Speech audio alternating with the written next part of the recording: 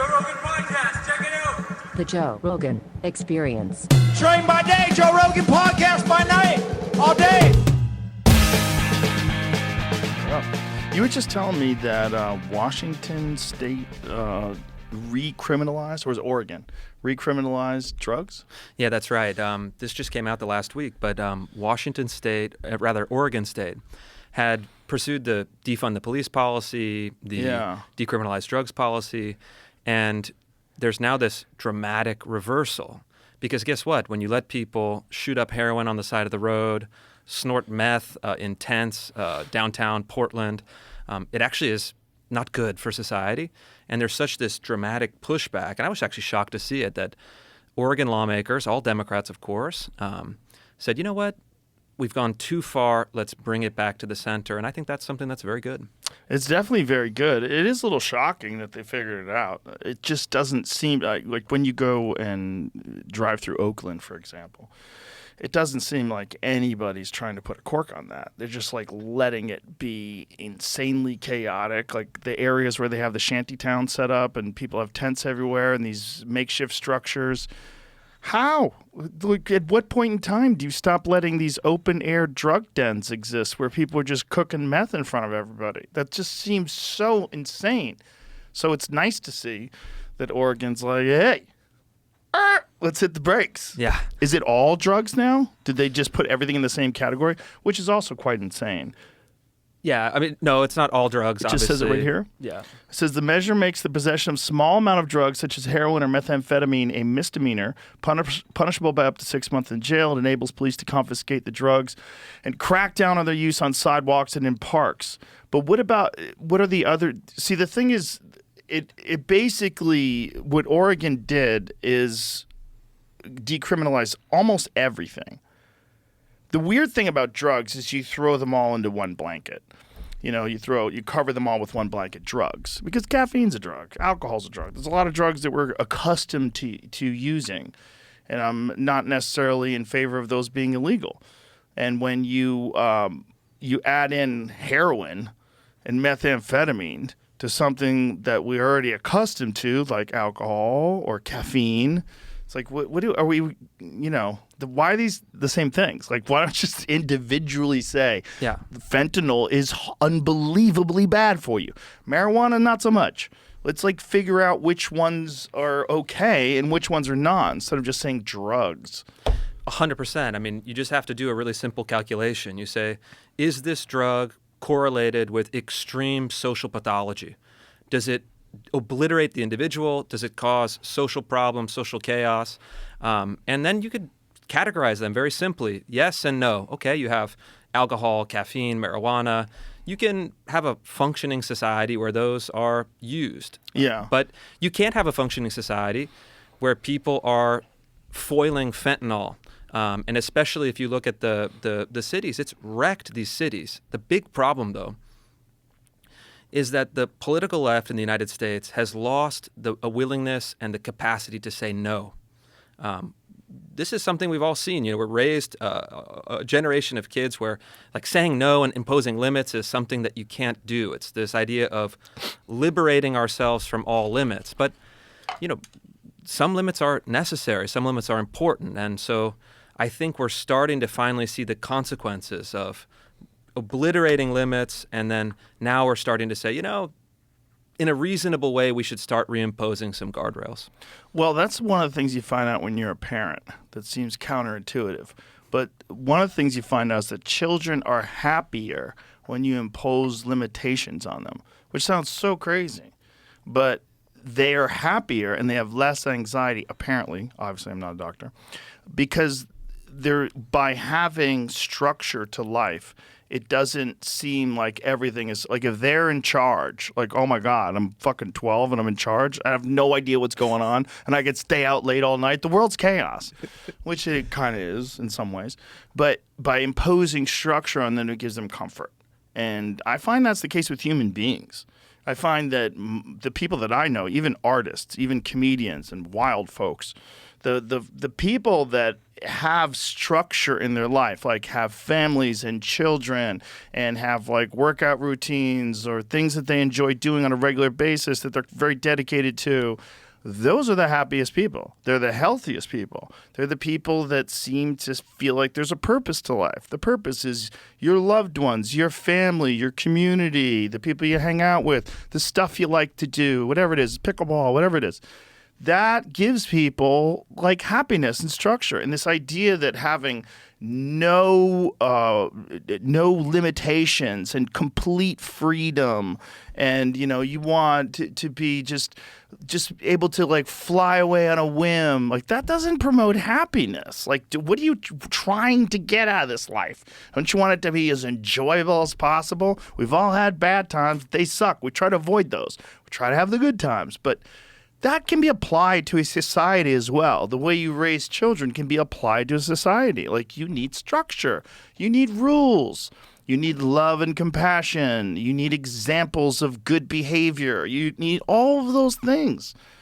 And when you let people fucking cook meth in the middle of the street, that all goes out the window. Imagine being 12, driving by a fucking drug den every day on your way to school. You're like, oh my God, what do I have to look forward to? Yeah, I mean, that was my life and my experience and observation. We moved out of Seattle in 2020, my wife, at that time, 2 kids, because of this precise phenomenon. The politics had gone totally sideways. Well, Seattle in 2020 was particularly insane. Particularly insane. That was the area, what was it called? The glory of the Chaz. Chaz, that's right. Chaz. But I remember... our oldest son was in kindergarten, first grade at the time, and we would be walking to school a few blocks up, and we'd have to be avoiding schizophrenics, avoiding tents, avoiding people shooting up, avoiding people just shitting in the street. Walking. Just walking. Yeah, it's so just walking. sketchy. And so, you're trying to kind of navigate your kids around. There was a homeless encampment about 100 yards away from the school with probably 40 or 50 guys cooking drugs, stealing property, causing trouble. And then you talk to the administrators at the time, say, hey, this is a problem. I don't accept this. I don't like this. And they say, oh, well, we have to be compassionate to our houseless neighbors. It's like, no, we don't. This is a danger to kids. And it got so bad that they were teaching the kids what to do when they found hypodermic needles in the playground. Oh, my God. This is a problem. I don't want this as a parent. I want you to prevent them having to pick up hypodermic needles. And and it's like a group of people that are so, it's like compassion also has to be limited. Yeah. You have to have compassion within reasonable limits. And well, for us, you're dealing with people that'll just burn it all down. If you just you say arson is no longer punishable, they'll burn all the houses down. Yeah. These are insane people. They don't have anything. Why wouldn't they just burn it all down? Just for funds. Yeah. Yeah, it's so hard to understand how it got this far. I love when they use terms like the houseless. Like, you already have a word for it. Yeah. Like, stop trying to dress it up with a new word. You already have a word for it. The word, like, this one's been driving me fucking crazy lately. Minor attracted persons. Yes. I saw 2 politicians in 2 different speeches talk about protecting minor attracted persons. You're talking about pedophiles. That's what we're talking about. Yeah. It must be that these people have no children. It must be. I don't know. If they do, they're monsters. This idea that you are going to minimize the harm caused by evil criminals who steal children's lives, ruin their lives forever, and you're just going to call them a minor attracted person and try to say that it's an identity? For what reason? To what end? Like, why would you want to do that? I mean, the end is, it's not polite to say, but it's quite clear. You look at even something that has been propagandized at length, drag queen story hour. You say, wait a minute, let's just break it down to the basic facts.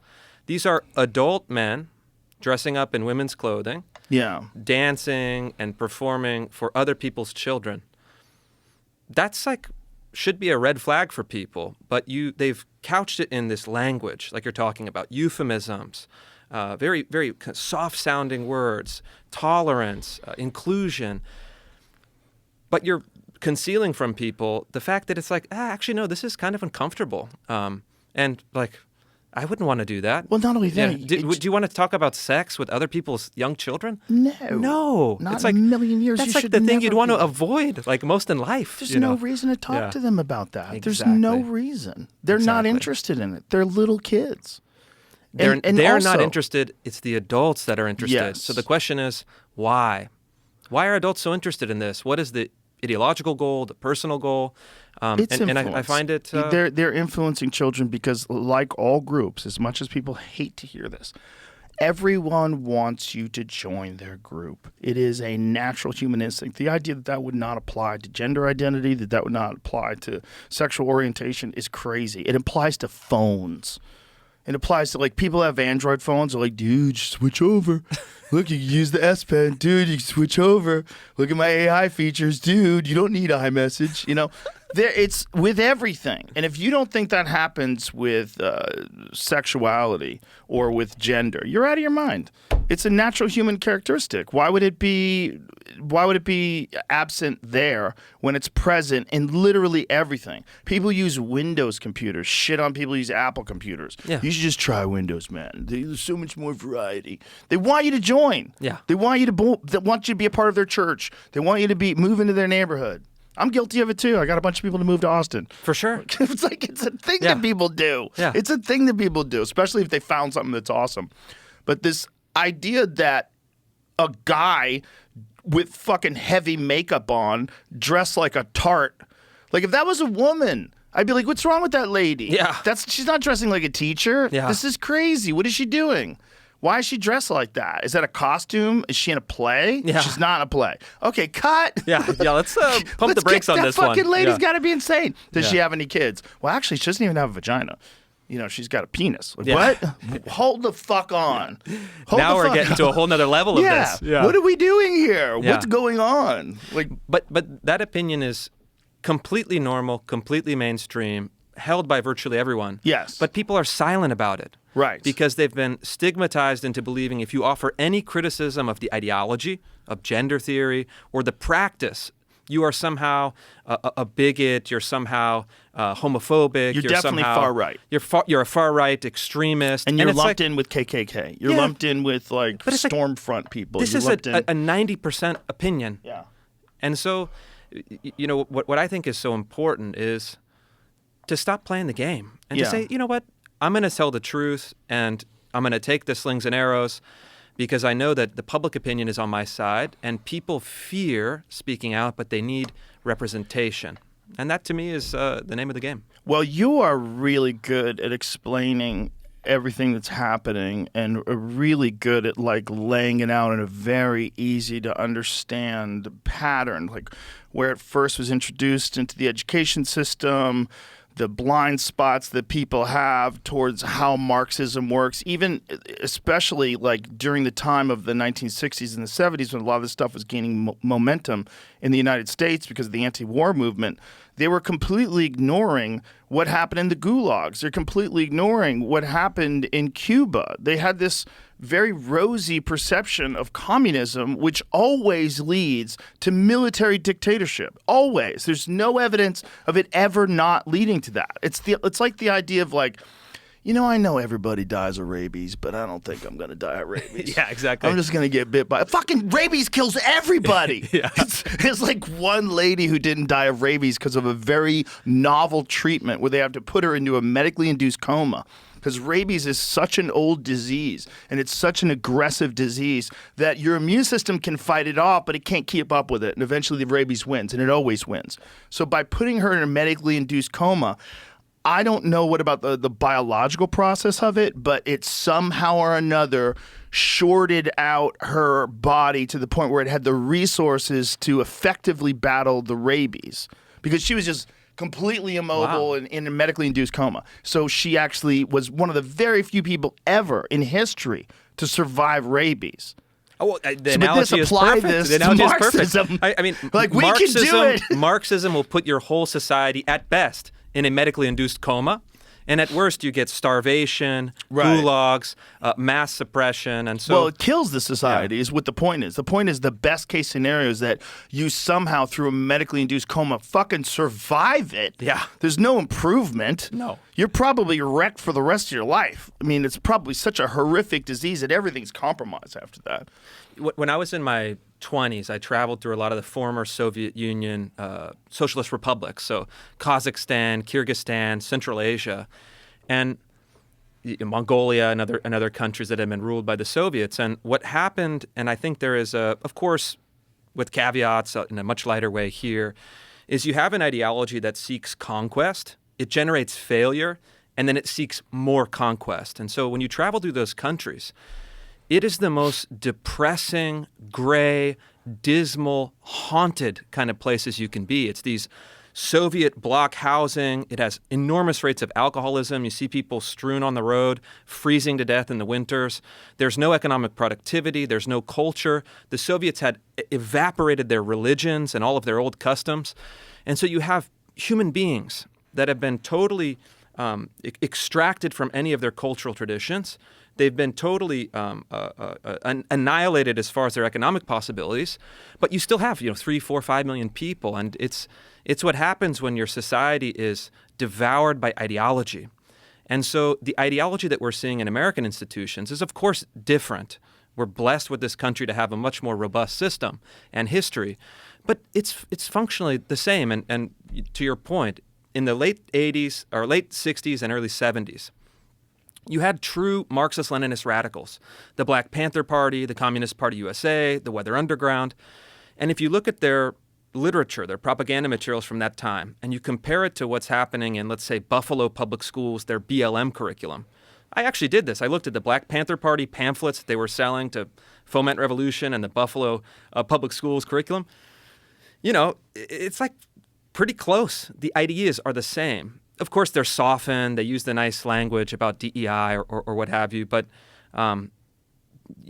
we should take ideas seriously.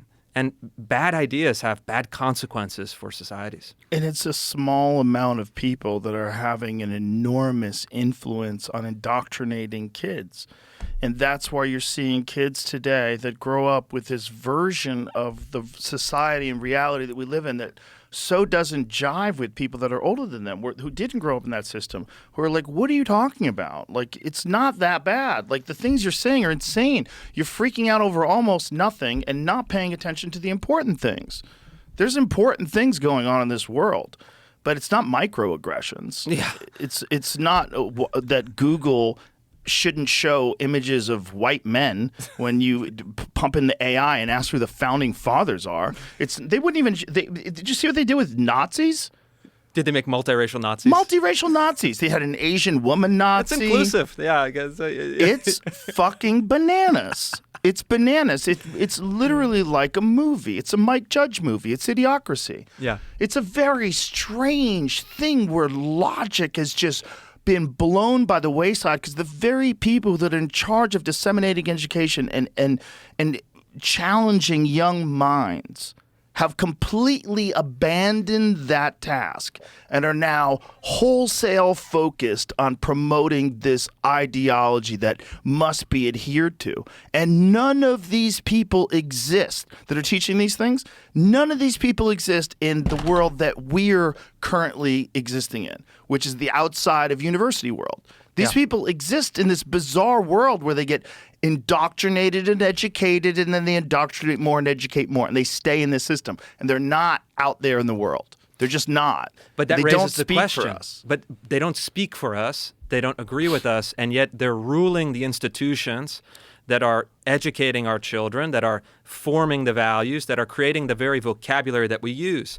It used to be that you'd have a quirky, tweeted out, Marxist professor who would be smoking a pipe in an Ivy League school, and you could say, well, that's fine. The kids go to Princeton and they get 2 years with the Marxist whack job, and then they get out in the real world.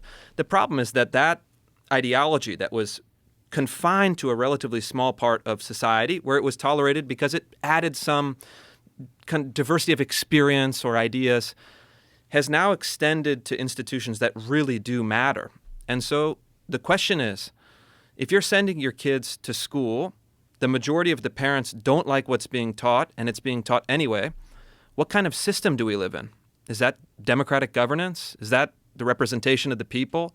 If we're paying for it, we're sending our kids through it, but we don't have a stake in and the control of the values that are being formed in those institutions. I think it's a very serious question. It's not trivial to say we're kind of beyond some of those limits and some of those constraints that make a democratic form of government meaningful.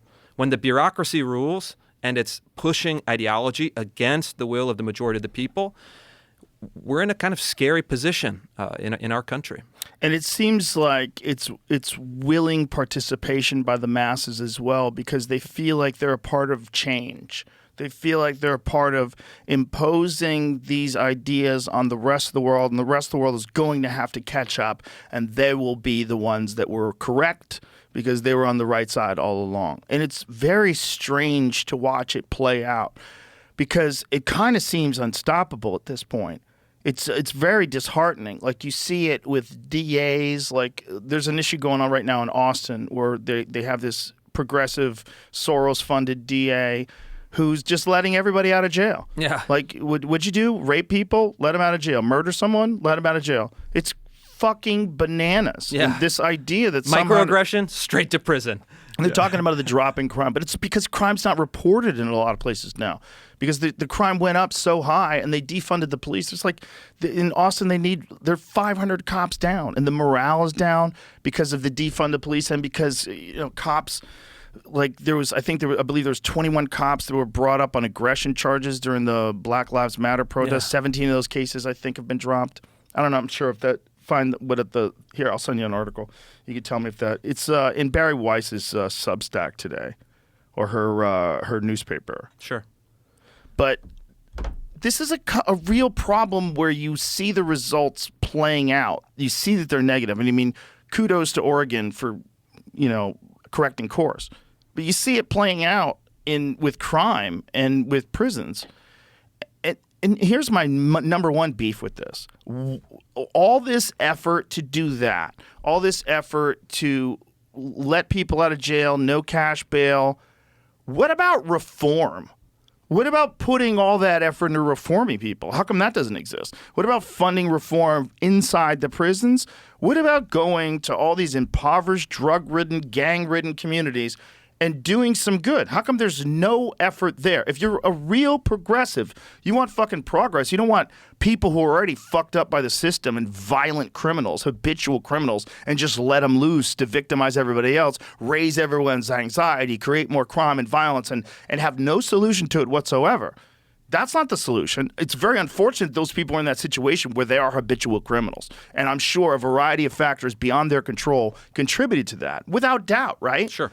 But that's the solution's not let them out. The solution is stop that from happening in the future. And there's no effort whatsoever put on that. There's no conscious thought of like, how do we get at the beginning of this? Yeah, and that's an almost impossible question to answer because it is so complex. There are so many contributing factors, but I actually don't think it's totally necessary to do that. You actually can just say, here are the behaviors that we tolerate, here are the ones that we don't tolerate, and then you lay out a series of simple consequences. And so what we're seeing in El Salvador, which of course is ongoing, it's fraught with potential problems, but what they did is essentially lock up the 1% of the El Salvadoran population that were the violent, committed gang members and drug runners, and they reduced the murder rate by more than 90%. It used to be the most dangerous country in the world, highest murder rate. Now it's per capita, depending on how you measure it, one of the safest countries in the hemisphere. The lesson is that it is actually a vanishingly small number of people that commit the large plurality or majority of crimes. And so it's not that you have to have a kind of soul-searching and endless kind of navel-gazing and philosophizing. It's simply to say, people who are a direct threat to others that commit violent crimes that maybe have 20, 30, 40, 100 convictions in their criminal history, cannot participate in society without limits. And it's something that people have been scared to talk about. But I think that is ending, because when people start to feel a sense of danger in their daily lives, they're going to start to break through some of those taboos and to say, hey, wait a minute. Yeah, the letting people out of jail who are violent criminals doesn't seem to be working. Yeah. And I think we're there. Even in Seattle, they elected a Republican city attorney. They elected a moderate city council, a moderate mayor. And the big cities, especially the West Coast cities, are waking up to this citizen rage. These are the most prosperous cities in the history of the world. But they can't keep the streets clean. They can't keep people safe. Well, they can when Xi Jinping comes to town. That's right. Yeah, How that's wild right. is that one? That dude is so wild. Yeah. Because what he does is so blatant. Yeah. Like the Panera Bread thing. The Panera Bread thing. The Panera Bread thing's amazing. You almost have to respect it. You almost have to respect it. It's so brazen. It's like, explain it to people. wait, hold that up. don't- Yeah, the Panera Bread. So it's like you're going to raise the minimum wage for all fast food restaurants to $20 an hour, except for Panera Bread. Because the Panera Bread guy is his friend I think it's and except donor. for, but the way around that to make don't look that obvious is places with bakeries. But that's not, what is the, I mean, Why? Why a specific way of cooking? there is no Subway a rational bakery? justification. There's no rational justification for it. And so it's almost like, Oh, it says Panera is not exempted from California's fast food minimum wage law after all. On February 28th, Bloomberg reported that bakery chain Panera would be exempt from California's AB 1228 law, a law that raises the minimum wage for fast food workers from $16 to $20 an hour starting in 81. So why is that? How is it not exempted? that's a hell if of a it's- fact check. I didn't know that. Yeah. But they were saying that it was bakeries were exempt. So what is exempt? It said, okay, Governor Gavin Newsom told the Los Angeles Times Panera would not be exempt from the law. The spokesperson also did not acclaim the Bloomberg piece, which cited sources close to the matter that Newsom pushed for an exemption that applies to businesses that bake bread and sell it as a standalone item, calling the report absurd. So is it a fake story? Or is it something that they might have corrected hustled on course and corrected quickly? course quickly? Yeah. Yeah. Oh, roll up to the top. So where's the initial report? Let's find the initial report. Because why would Bloomberg spread bullshit? Bloomberg is a financial paper, right? Yeah, that's right. That's not something... I don't think it would be. You really can't do that if you're running a financial paper. It's not like the New York Times. The New York Times can say Israel bombed the hospital and 500 people are killed and put it on the front page, even if it's not true. And everybody just assumes it's true because it's the New York Times. But they can kind of get away with that. And then they still exist. But if Bloomberg started doing shit like that, if Bloomberg started lying about businesses and what businesses would do or tax laws, that seems insane. How Panera Bread ducked California's new $20 minimum wage. This is Bloomberg. Governor pushed for a carve-out that's perplexed industry observers and benefited a donor. So how do we know that this is true? Do we have to subscribe? The dreaded paywall. Okay, no worries. We'll subscribe. We owe you, Bloomberg. But it's there must be something to it, and it's so hard with that guy because when you just look at the way he praised Biden, I would never run against him. A man of character, like I'm old school. It's God. It's like he's playing someone in a movie that's a crazy person. It's like that's how like a really good actor would play a complete crazy person who's insincere enough that smart people recognize it, but that like really dull-minded, blue no matter who people are like, he's a winner. That guy, he's got my vote. I'll tell you what, he can win. He can win this for us. But the problem is that that's not wrong. I mean, Gavin Newsom is a fearsome political talent, and his willingness to do or say anything and do it with a straight face, with that sincere voice and that cool, swoopy hair. I mean, I love that he keeps getting busted too. Yeah. I love that he got busted during the pandemic, eating inside with no mask on. He's just fucking the shamelessness on that guy is like it's like a laboratory specimen. Yeah. I mean, it's actually is an interesting guy and fascinating person in that way. I'm not a fan. I disagree with him politically, but I don't think he should be underestimated because those of us who can see through it, I think are actually a pretty small number of people. Well, I think you're probably right, and I think there's also people that just want a really good quarterback for the team. That's what I think. I think they barely care who the president is, and I think that's obvious with Obama. Excuse me, with Biden. Not with Obama at all. The opposite with Obama. Yeah. Obama was like the best example of what we have to offer. But Biden is, without doubt, anyone can beat him. If you were just comparing competence, someone who you would trust talking, someone who you would trust to go meet foreign dignitaries, there's zero. He's no one he's going to beat. He's not going to be a single living politician. But since he's atop of this team, that people are like, this team is our team, no matter what. Like, we're all in. I'm a fucking 49ers fan for life. Yeah. That's what these people are doing. Yeah. And they literally don't care. They'll gaslight you into a coma. Did you see that piece that someone wrote the other day? How his age is his superpower? Did you see that shit? I didn't see that. Panera exempted from California's minimum wage hike thanks to Newsom link. Okay, and this is Snopes. What does Snopes say? Here's them explaining what the article was, and then I'll skip to the paragraph where it talks about. Do they debunk it? Yeah, I didn't get through all the article. It is explaining what. Okay, the confusion exemption led. Okay, according to California state law, set to take effect April 1st, 2024. A restaurant chain with more than 60 locations nationwide that produces for sale bread as a standalone menu item does not count as fast food. The confusing exemption led to controversy following a Bloomberg article published February 28th reporting that the fast casual chain Panera Bread has dodged an upcoming minimum wage increase for fast food workers in California to $20 an hour. The article connected the bread exemption to billionaire Greg Flynn, a frequent donor to California Governor Gavin Newsom's political campaigns, who owns more than 24 Panera Bread locations in the state. In a statement to Snopes, however, Newsom spokesperson Alex Stack denied any such connection played a role in the law and even suggested the exemption would not actually apply to Panera. The governor never met with Flynn about this bill, and the story is absurd, Stack said. Well, they don't have to meet. They can talk on the phone. Our legal team has reviewed, and it appears that Panera is not exempt from the law. Whoops. Yeah. The legal team reviewed it after so there is an exemption. Right. So that's where I was going to get to this.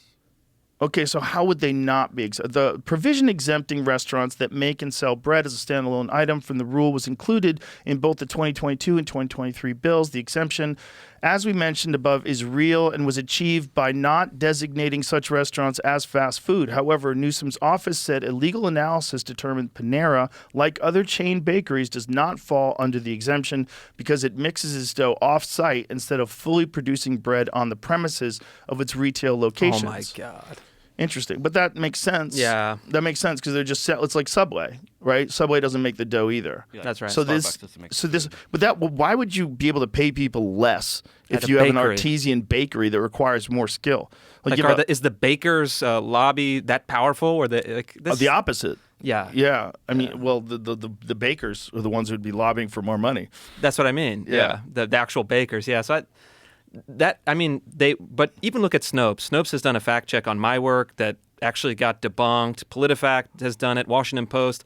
The history of Snopes is wild. Is wild. But a lot of these fact check sites, they've actually had to retract claims against me where they say, Chris Rufo in his reporting said X, Y, and Z. It's not true. And then I provide them the documentation, the evidence. I raise a stink about it. And then they reverse course. And a lot of these, that's such a mess of facts. And who did they reach out to verify? Governor Newsom's office. Right, who said it's absurd. Yeah, of course he's going to say it's absurd because he got in trouble for it. So, but yeah. I think the point about Biden that you were making is really instructive because Biden is like the weekend at Bernie's president. I mean, it's exactly. Like they wheel him around, and so what you get a glimpse of is the Democratic Party machine. What are their priorities? What are they going to put on the teleprompter?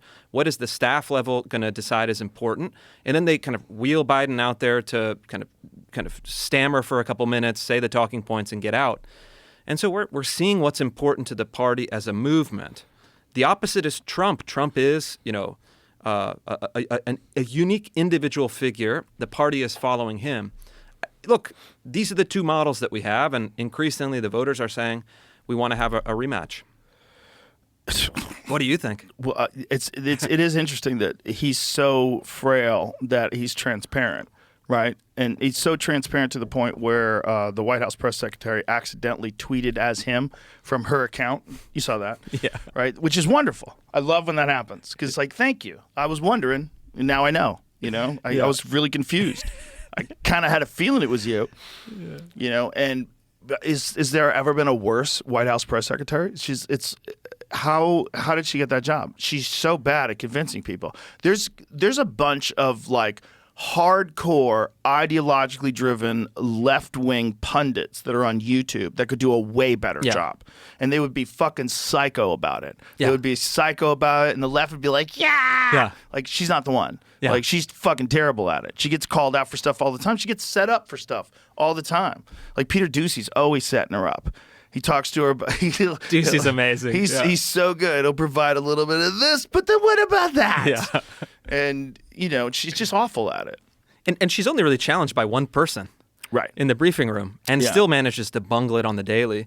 Well, it's just there's so much madness that she has to, like, cover up.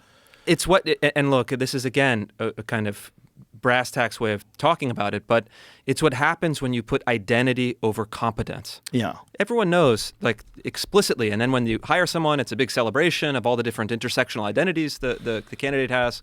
Yeah. This is our first, black, female, I don't know, LGBTQ, not really sure. Yeah. And so the problem with that, though, is when you're not making a decision based on competence, merit, excellence, you're buying into it at the front end on that different hierarchy of decision making, but then on the back end, you can't do anything about it. You say, well, you elevated this person for identity. You can't fire that person because of incompetence. Unless they steal women's clothes from the airport. Yeah, exactly. Unless they get a little sideways, That guy was my favorite. But the Harvard story is this exact phenomenon. And,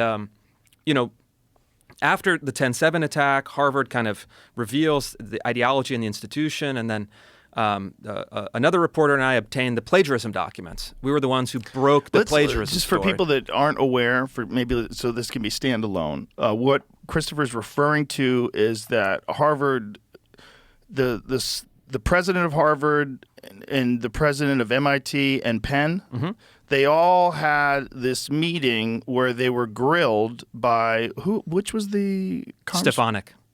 Yes. Who grilled them about using anti-Jewish hate, and is that hate speech, to say death to the Jews. And their answer was essentially, if it's actionable, then it's hate. It was the most bonkers, bizarre mental gymnastics, and also with that one woman from Penn, done in the most condescending way. Oh, yeah. It's like she is so accustomed to being the boss, so accustomed to people like accepting her word and not dealing with the outside world, that she doesn't realize how fucking insane what she's saying is. Yeah. The question was, if students were calling for the genocide of Jews, would that violate Harvard's policy? Yes. And the answer from Claudine Gay, the former president, was, it depends on the context. It's like, and so that is a moment where things that had been obscure, especially for people on the center left, suddenly became clear. Yes. And so this caused all sorts of chaos, predictably. You have donors dropping out. You have alumni furious. And then a little birdie sent another reporter and me a document showing that actually Claudine Gay, great scholar of Harvard, had plagiarized dozens of passages in her PhD thesis. And so in this context of this big fight, you get a document like this and you say, this actually reveals the heart of this conflict. And so published it. Obviously, it causes a huge firestorm.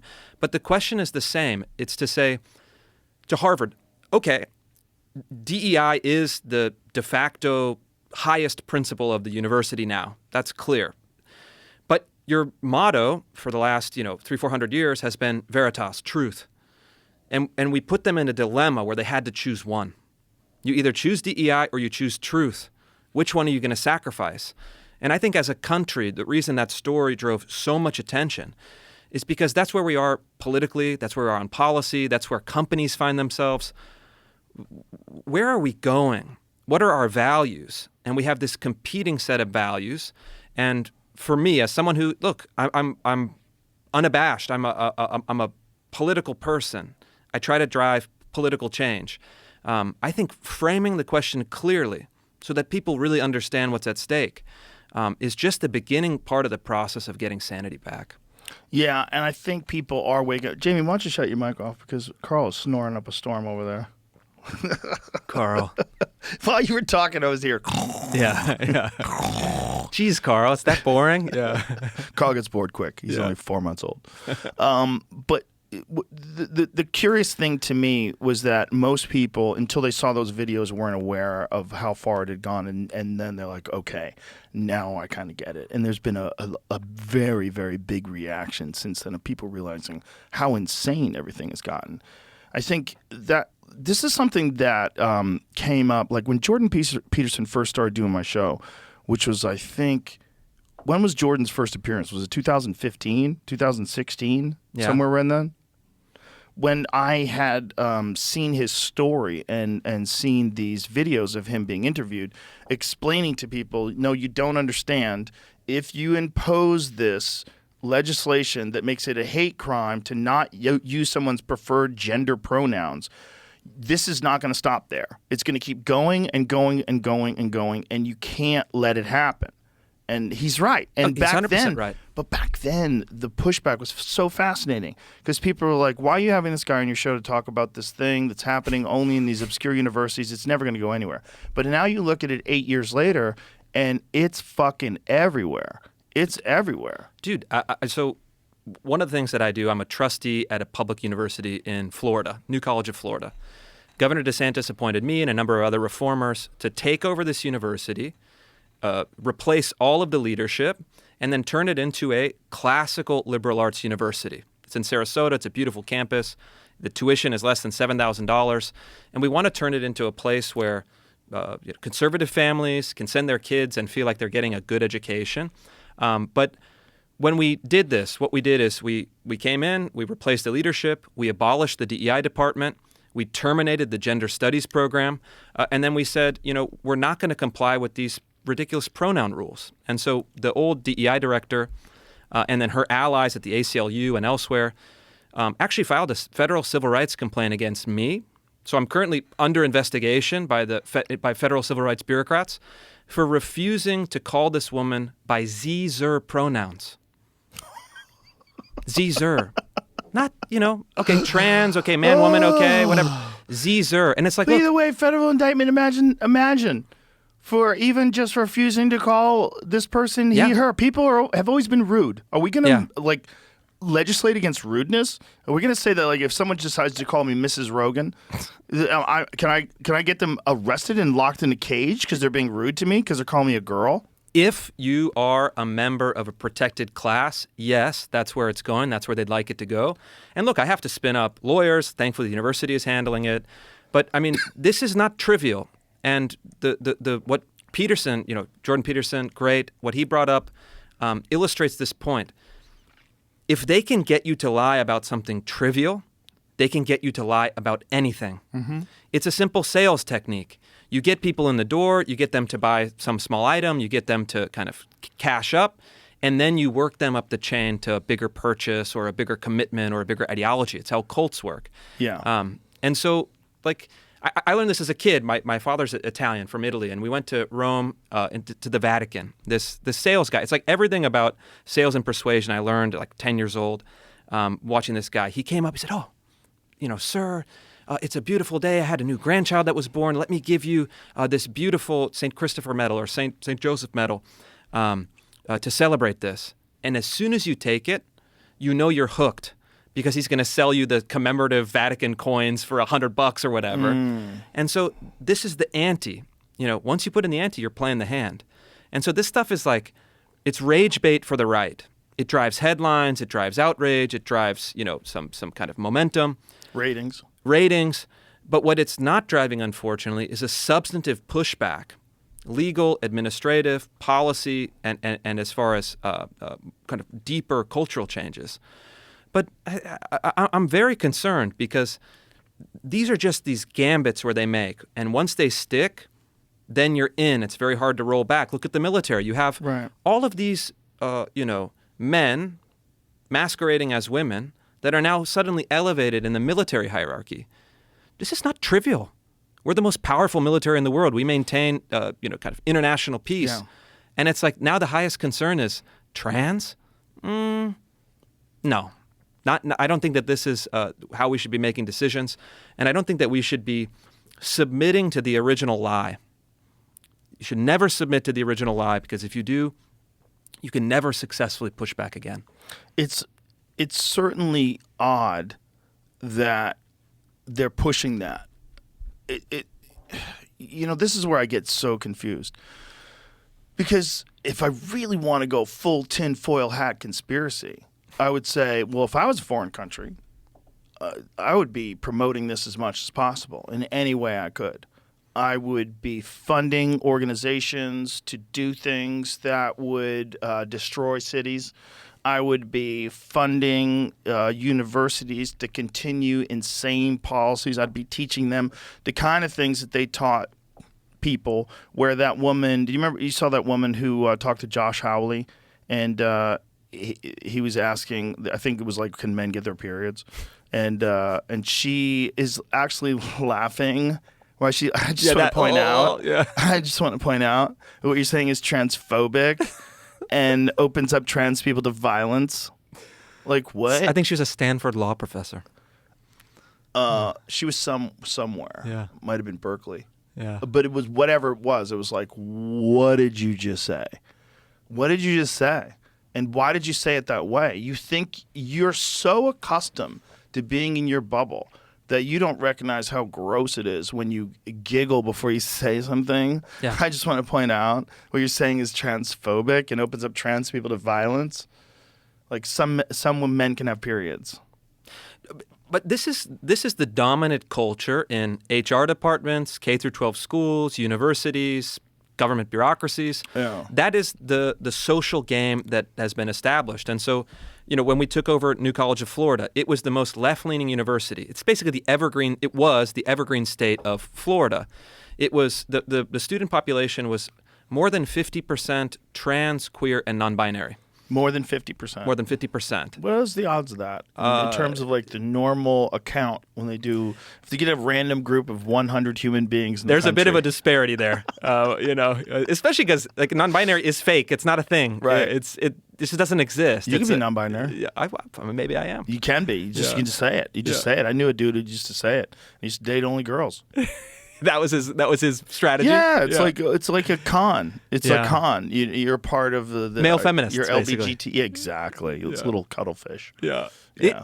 It is like it's a strategy. 100%. And it works maybe at the initial, but there are negative consequences. Yeah, there's flaws. Yeah. There's flaws, and then once women figure out what you're doing, they don't respect you anymore.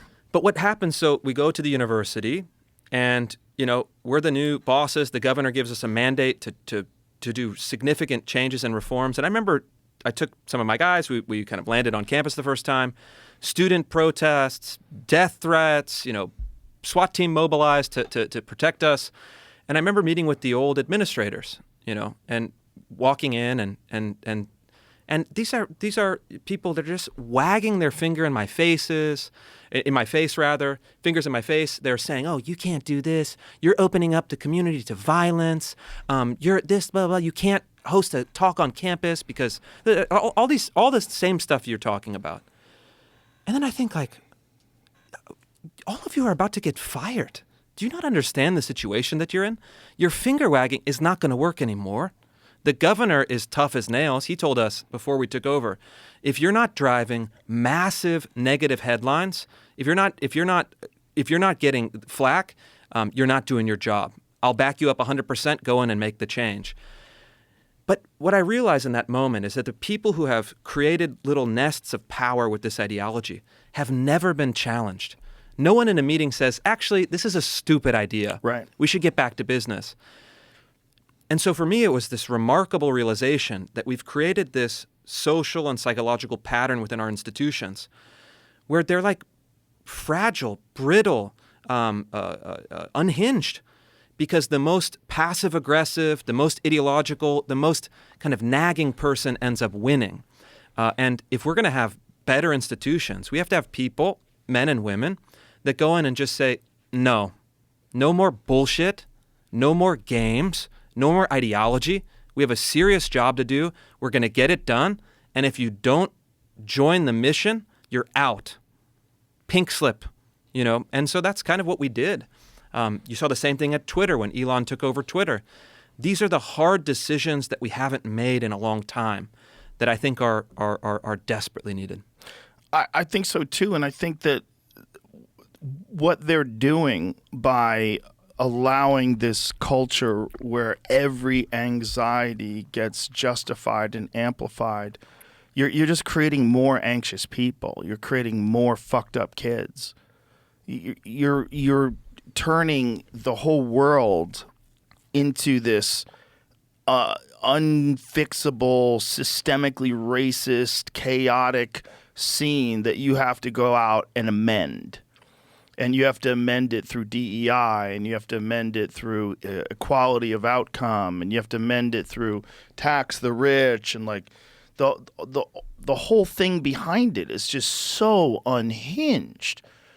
And how many of those people, if they had gone to a place where they were met with intellectual challenges by motivated professors who are not ideologically driven, who could have taught them important things about life that they would remember and apply to the world as they go out and try to make their way. We're not preparing people for that because the people that are preparing the people have never done that. And it's a giant part of the problem. It's like someone teaching you how to do a thing that they don't do. Yeah. Unless they're teaching, that's what I say about drag queens. Unless they're teaching you how to be a drag queen, I'm not interested. No, but that's what they're doing. Yeah. I mean, they're doing that, sort of. For sure, it's a modeling thing. The drag queen comes in with a position of status, prestige, admiration. Right. It's presented as this amazing, life path. And even the drag queen theorists, if you read their academic papers, which is not everyone's cup of tea, but I've made the sacrifice, they say very clearly, they say we are training kids to move into the queer ideology, the ideology of queer theory, the academic discipline, but also for kind of other ways of knowing, creating one of the phrases they use is a site of queer pleasure. And it's like they're not hiding the ideology that's driving this. If you dig far enough, and they really say we need to abolish the heteronormative traditional family because that's oppressive. Having a mother and a father in a kind of nuclear household environment is a form of racism, transphobia, whatever, all of the different kind of social ills you could imagine. And so we have people that have no sense of responsibility. We've inherited some good and some bad. You're born into the world in a tragic state of being. Your society and your tradition and your history is some mixture of good and bad. I think on the whole, our history, our tradition, is on net very positive, very good. Still problems to solve. That's a kind of universal human nature. But what we're training kids to believe is that everything behind them is evil. All of the structures that have provided a sense of discipline and meaning and purpose should be demolished, and they should be replaced by ideological communities.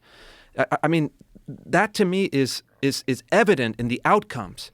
We're creating a generation of anxious, depressed, suicidal, confused kids that have been deprived of all these structures that could actually help them along.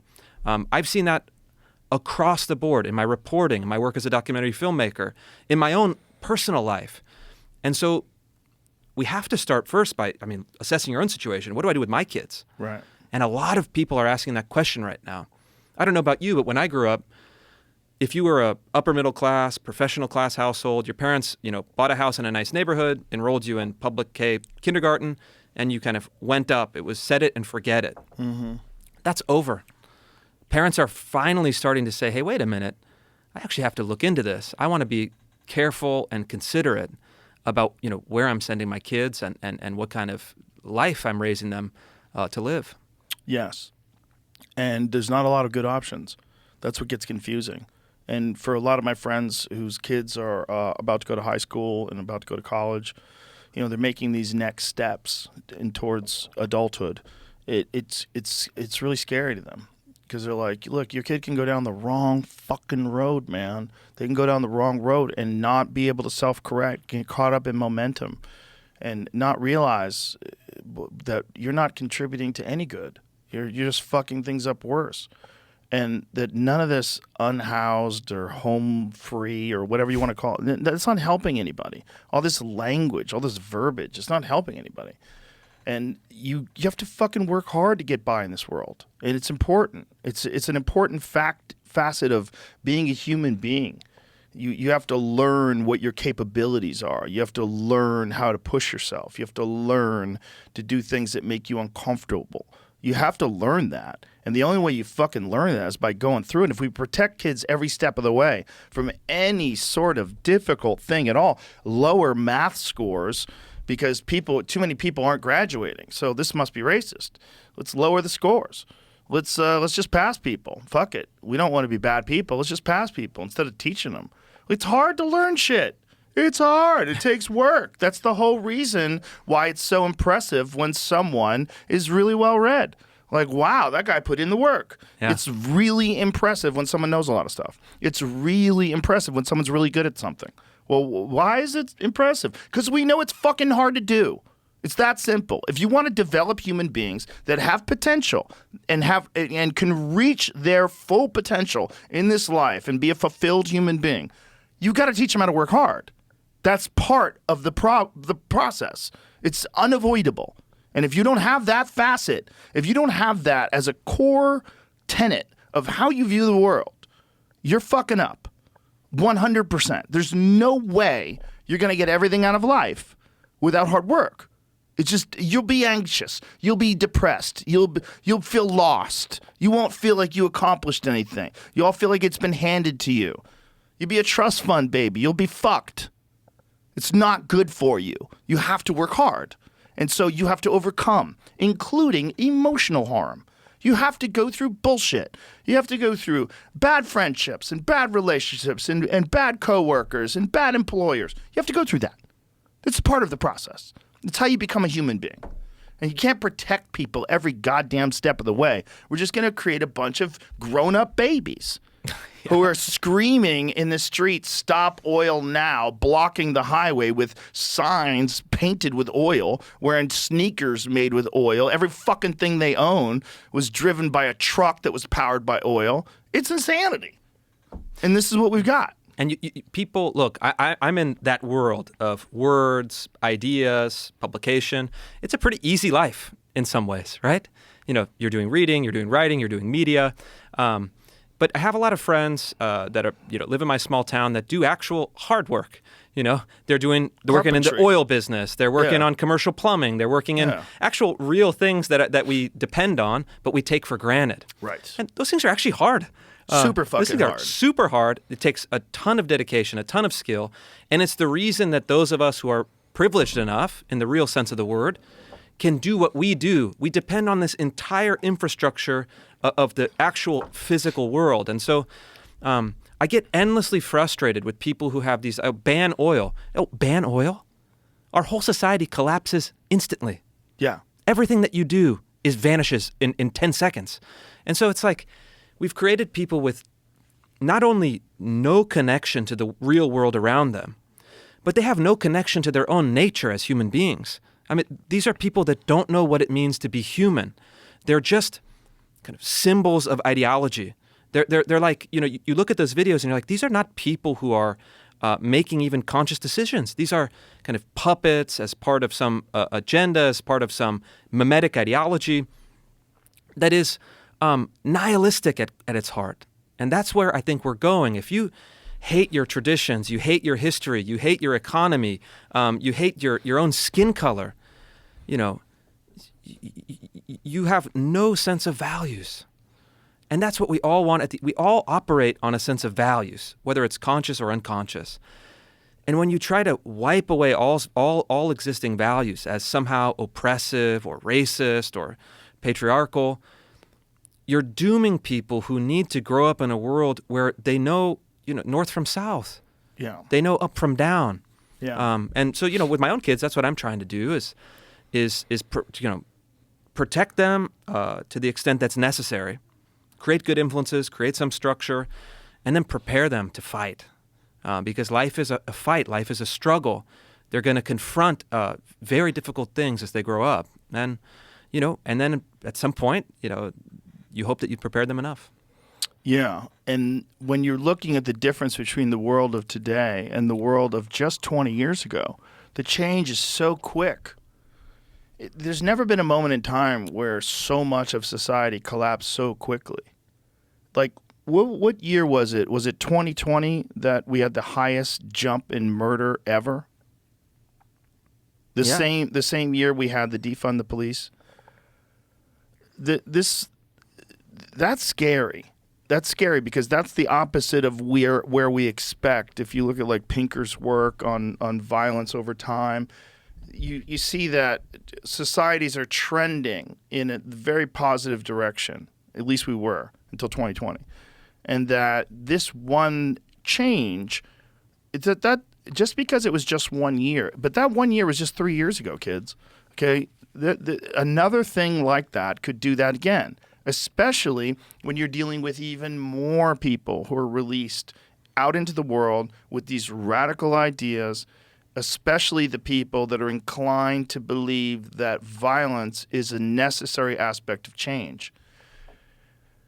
And these are ironically the same people that don't want anybody to be armed. It's all so wild. It's so wild because if you wanted to create a perfect recipe for a collapse of a society, you would have a president who's not there.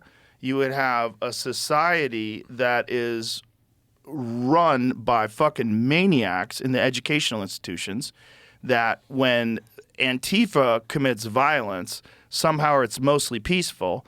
But yet when anyone else does it, especially if anybody else does it in any sort of a right-wing way, that is everything you could throw at it. Transphobic, racist, sexist, homophobic, whatever the fuck you could say. It's everything wrong with the world. Like, this is a recipe for a civil war. It's a recipe for chaos. It's a recipe for a complete collapse of everything that's around us. If you just go from what happened so quickly in 2020, it's not hard to imagine, if you could bring yourself back to the time in 2020, to think this is never coming back and it's going to be like this forever and it's going to get way worse. Because if it can get like this, where people could just smash into stores and loot, that's what I started seeing. Yeah. That's one of the things that got me out of California. I watched these guys smash into this clothing store and steal everything. By the way, all white kids. And I saw... Or down in Santa Monica or something? It was in Woodland Hills. I saw there was a Target there that got targeted too, that they lit like a dumpster on fire and pushed up against the door. There was a lot of shit that people weren't getting caught for. And it was like right after the George Floyd riots, so the cop cars burning on the highway were an image burned in everyone's mind still. And I was like, oh... I know how this movie plays out. I'm getting the fuck out of here. Like, that was my first thought. I was like, I need to figure out how to get out of here. Like, I can't stay. Because this is only going to get worse. And if you don't get out now, and you're going to wish you got out when something happens to someone you love. We got to get the fuck out of here. This is bad. And it's not hard to imagine that our society, given the current situation and given the current influences, it's going in that direction. And if I was in another country, I'd be fucking pumped. I was looking at, what's that lady's name? Rachel, whatever it is, the admiral, first female admiral. Sir, or Madam Rachel Levine. Yeah, Madam. Yeah. Wonderful. Hilarious. And this other one, that was some recent trans-military person who was saying we should all put our pronouns in all of our emails, even if it's obvious. Like, shut the fuck up. Yeah. Shut the fuck up. How come something that used to be considered a mental illness just 10 years ago is now at a precedent? Now it's a valuable asset? Now it's an important part of our community? Now it's not? Like, if you found out someone was suicidal, would you want them in charge of the nukes? You wouldn't, right? Well, just on paper, the amount of trans people that are suicidal is much higher than everyone else. Like, isn't it something insane, like 40%? It's something crazy like that. what are you doing? Like, are we ignoring facts and statistics? If you know that someone is a bipolar schizophrenic and you got him working on a gun range, she'd say, hey, Harry, we just pulled your file. And you fucking fly off the handle. And you have 113 violent episodes since you were a teenager. Yeah. Give me that gun, you motherfucker. Get out of here. You can't work here anymore. It's like putting Kanye in charge of like an air wing in the Air Force or something. Like, just, whoa, I don't know about that. Yeah. It's just nuts where we have decided that, listen, I have full sympathy for someone who has gender dysphoria. I've met many people that I truly believe they have somewhere in there, they are a woman and they got stuck in a man's body, and I think that's real and I think that's always happened. But when you make that more powerful than just being a normal person, more preferable than just being a normal person, subject to less scrutiny than being a normal person, just a regular person. I'm not saying you should discriminate against trans people. I think you should just let everybody be whoever the fuck they are. But don't tell me that I'm supposed to ignore all the other things that could be at play. Say if you're a biological male inmate and you decide that you're a woman and you want to transition to women's prisons, which in California 47 men have done. Don't tell me that just because you're trans, like, I'm supposed to abandon that. Like, I'm supposed to ignore that sex offenders could just walk into a women's locker room with an erection and everyone's supposed to ignore that. Like, what do you do? Now you are fucking up the acceptance of trans people, because you're saying that trans people are going to come along with all these sex offenders, which is not really true. There's a lot of the trans people that aren't sex offenders. They're just trans. These other people are taking advantage of this fucking massive loophole that you've left in here, and you're victimizing female professional athletes, female college athletes. You're jeopardizing scholarships for those athletes. You're doing a lot of things that fuck up biological women, and there's no consideration for that at all.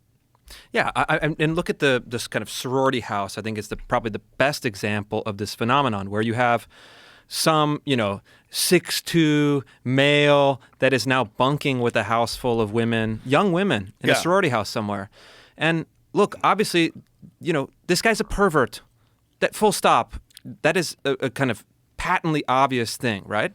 Well, they're exploiting it. They're manipulating it. You should certainly consider the possibility that he's a pervert. I think it's at the minimum a big bright red flag that is waving in your face. But the question is an institutional question. Who are the fathers of these young girls, the deans of the universities, the university presidents? It's like, hey, wait a minute, like, accommodate this person, try to talk to this person, figure out what the deal is, assess whether it actually is kind of a real threat or not, figure out some alternate arrangement for this person. But especially if the young women are telling you, we don't want this, we're uncomfortable with this, we don't like this, get this person out. It's a failure on our social institutions that we haven't developed any kind of method for solving this problem. Well, it also shows our oppression hierarchy, that we have always protected women from sexual predators unless that sexual predator identifies as a group that has a social hierarchy above biological women, which is a trans woman. And that's where we're at. Yeah. And it just shows that this is cult thinking. We're in a cult. This is a doctrine that could have been created in the top of a mountain by a wizard. It's nonsense. It's fucking nonsense. And somehow or another, it is the norm in a lot of universities. And it's fucking crazy. And these women that have to deal with this shit, it's fucking nuts that people aren't insanely outraged, and that it's not stopped immediately. People are scared. That's the common denominator to all of these things.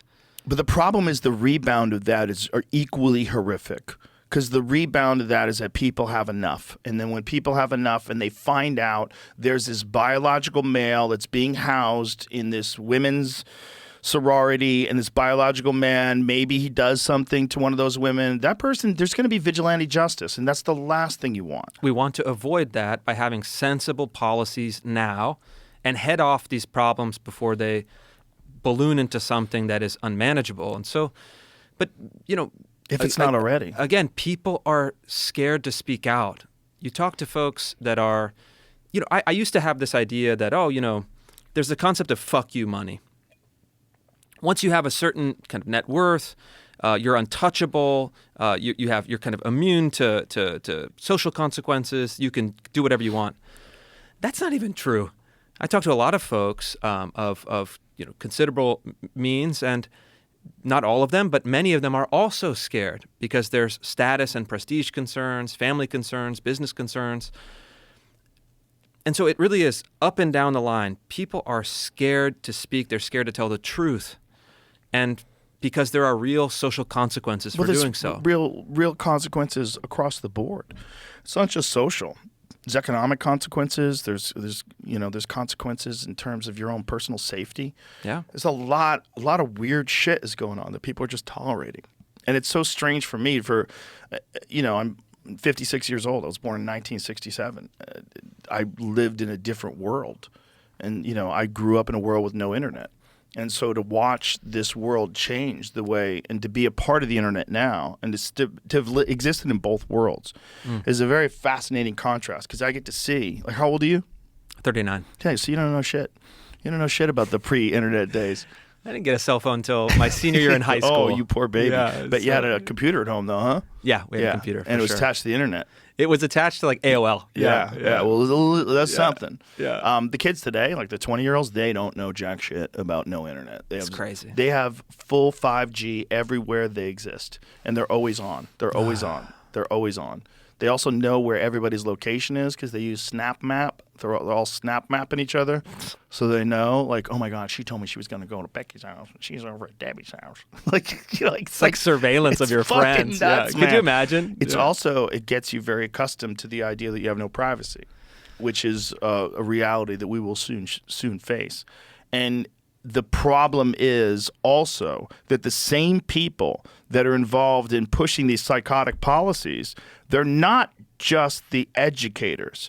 They're also these institutions that recognize the power dynamic and the amount of influence that you can have. If you can get people to adhere to these things, you can get them to do something really stupid, like submit to a social credit score system, which you would attach to a centralized digital currency. Now you've got communism, and it's like that. It's very quick.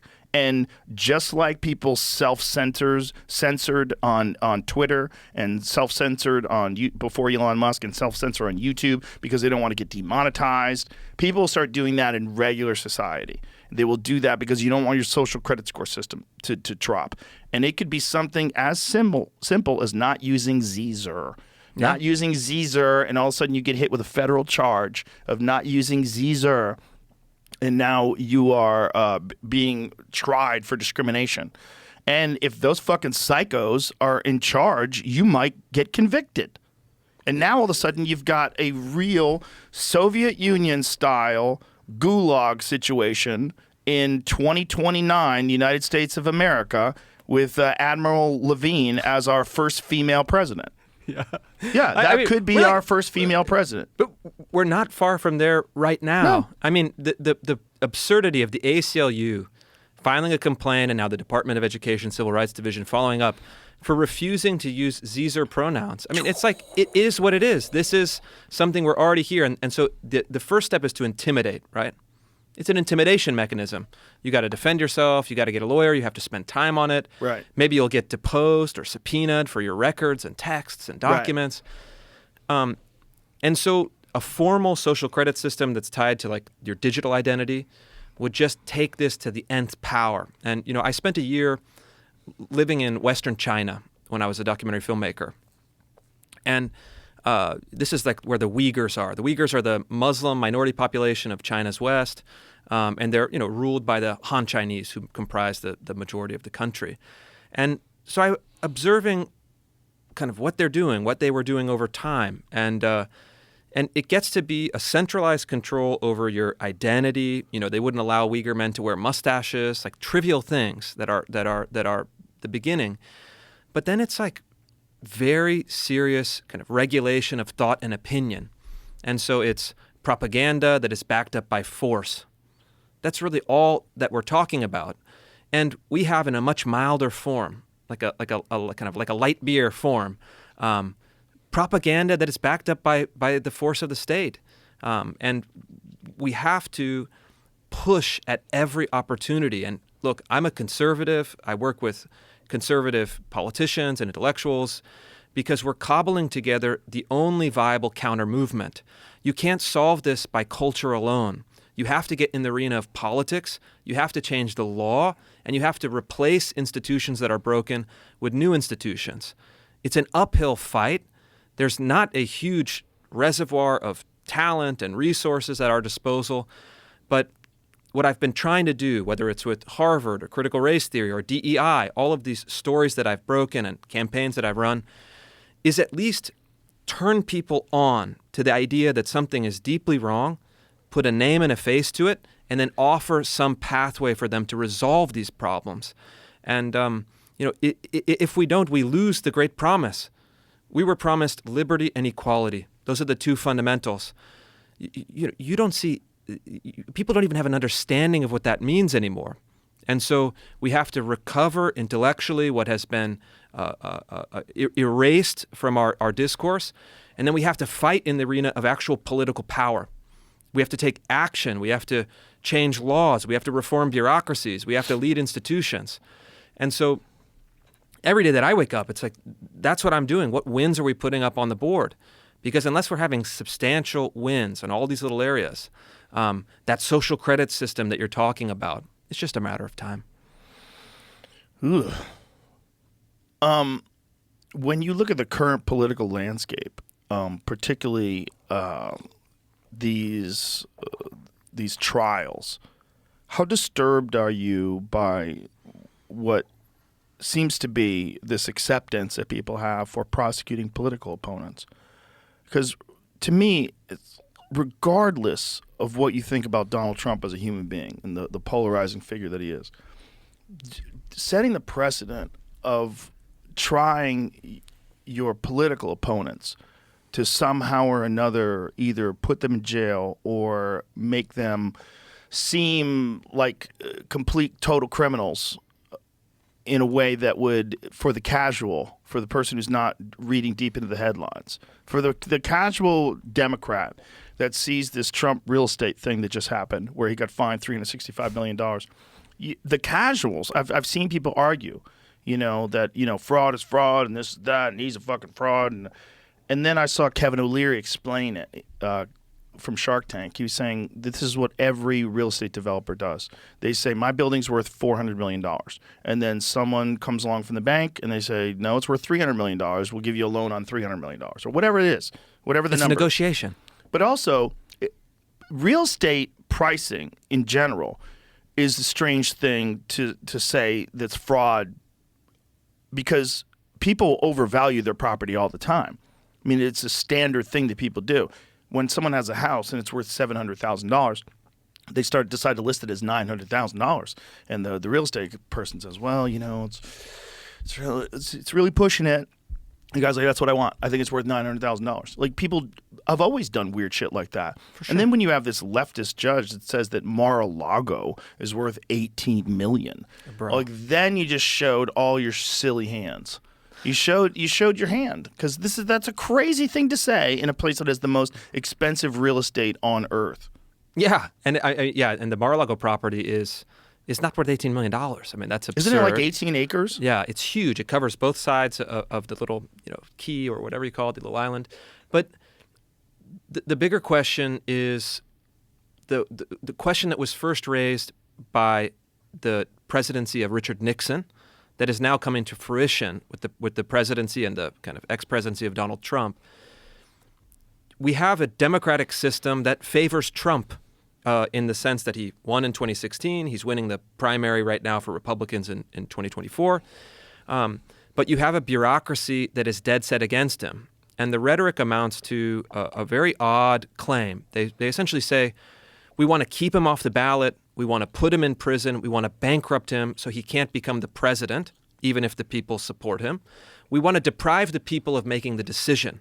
So you want to take it out of the realm of politics and into the realm of administrative justice or the criminal justice system, Right. and adjudicate it in that way on bogus pretexts. I mean, the cases are bogus. And so the question that we're raising is, who actually rules in this country? Is it the American people who get to decide by their vote who represents them in the government? Or is it the permanent bureaucracy that has accumulated so much power? What they can say even to Donald Trump has been one of the most famous people in the world for decades. He's enormously wealthy. He's already been the president of the United States. He's a powerful person. And the message is, we can take out anyone that is a threat to the interests of the system that we've built up. And so, as someone I didn't vote for Trump in 2016, I did vote for him for 2020. I'll absolutely vote for him now in 2024. It is a contest of how we think of our democratic system. And I'm of the mind that the people should decide, not the bureaucracy. And this is a contest where Democrats are saying, essentially, we have to destroy democracy in order to save democracy. Democracy has very different meanings in the two usages in that sentence.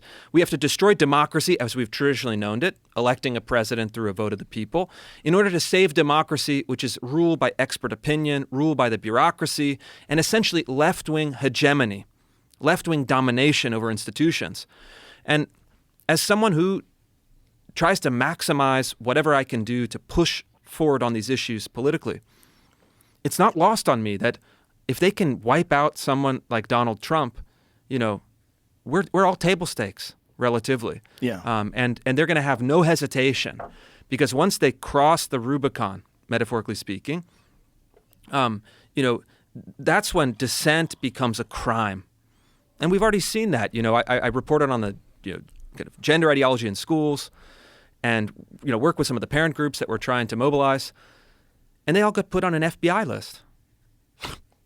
We know this for sure. A FBI counterterrorism list. Jeez. That was specifically for parent school board protesters. So if you participate in the democratic process, we'll turn you into a criminal. I hate that with every fiber of my being, and whatever threats come my way, whatever lawsuits, whatever investigations come my way, it's worth it. Take me to prison. Fine, let's do this. Because we have to actually confront these questions head on. We need to have people that have enough courage courage without risk is not courage. What you're saying is not hyperbole. No, these are facts. Yeah. These are documented facts. And again, because it's a person like Donald Trump, you get people thinking, like, if you could stop Hitler by any means necessary, wouldn't you stop Hitler? And so they equate Donald Trump with Hitler and go, here you go, this is our modern Hitler. Do you see what Whoopi Goldberg said? What'd she say? Whoopi Goldberg said that Biden could arrest all the Republicans and put them in jail. You just need to see how unhinged this kind of thinking is. Well, you know what Joe Biden could do? Joe Biden, you have to see it, because it's so on TV. crazy. She said this on television. Find that one, Jamie, because it's so...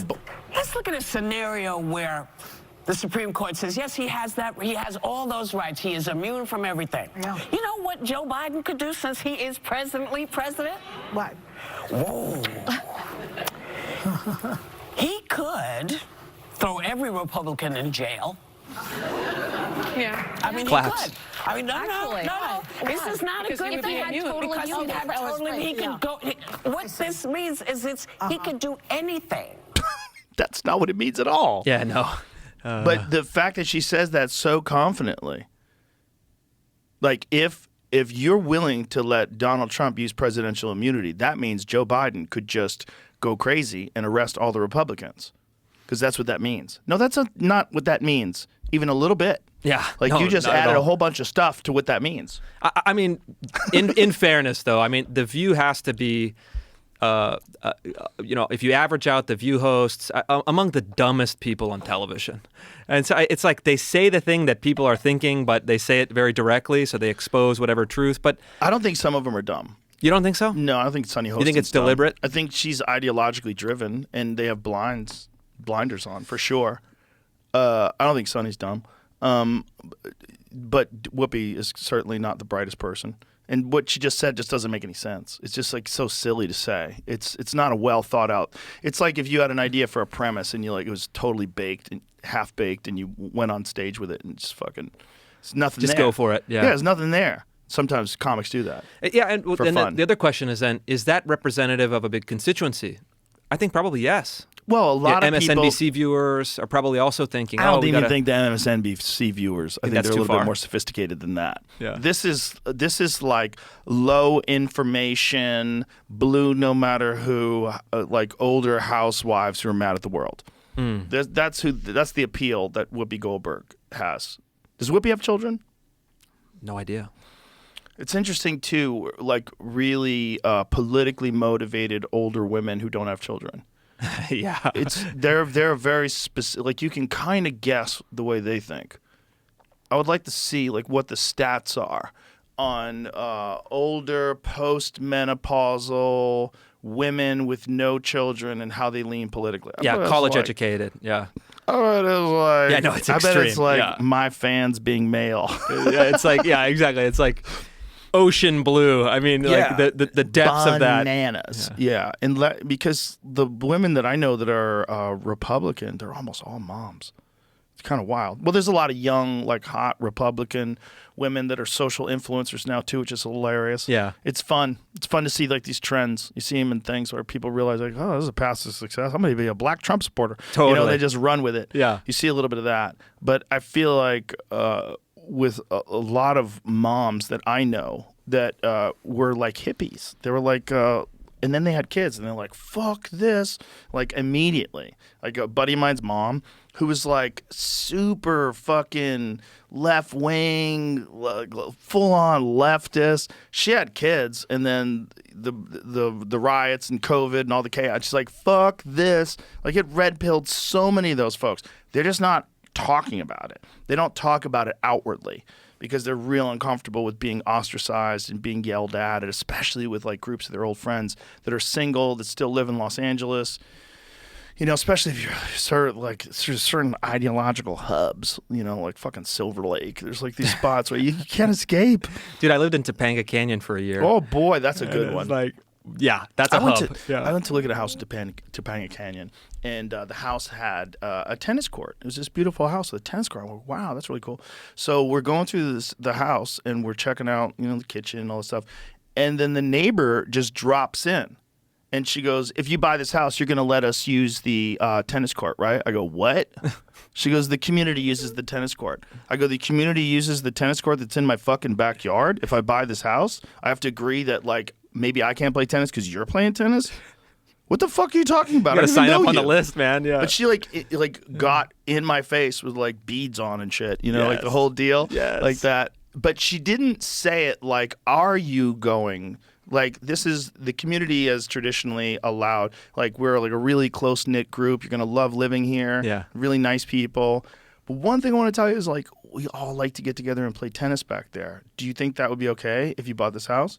That would be a different conversation. Yeah. I'd be like, maybe I like this lady. Maybe, look, Alice is out there playing tennis. Maybe we're friends. Maybe it's cool. Like, if I lived next door to my buddy and he was over there playing tennis, I'd be like, what's going on, man? What are you doing? What's happening? It'd be fun. Yeah. It'd be like a cool thing to have your friends playing tennis in your yard. Maybe this would be fun.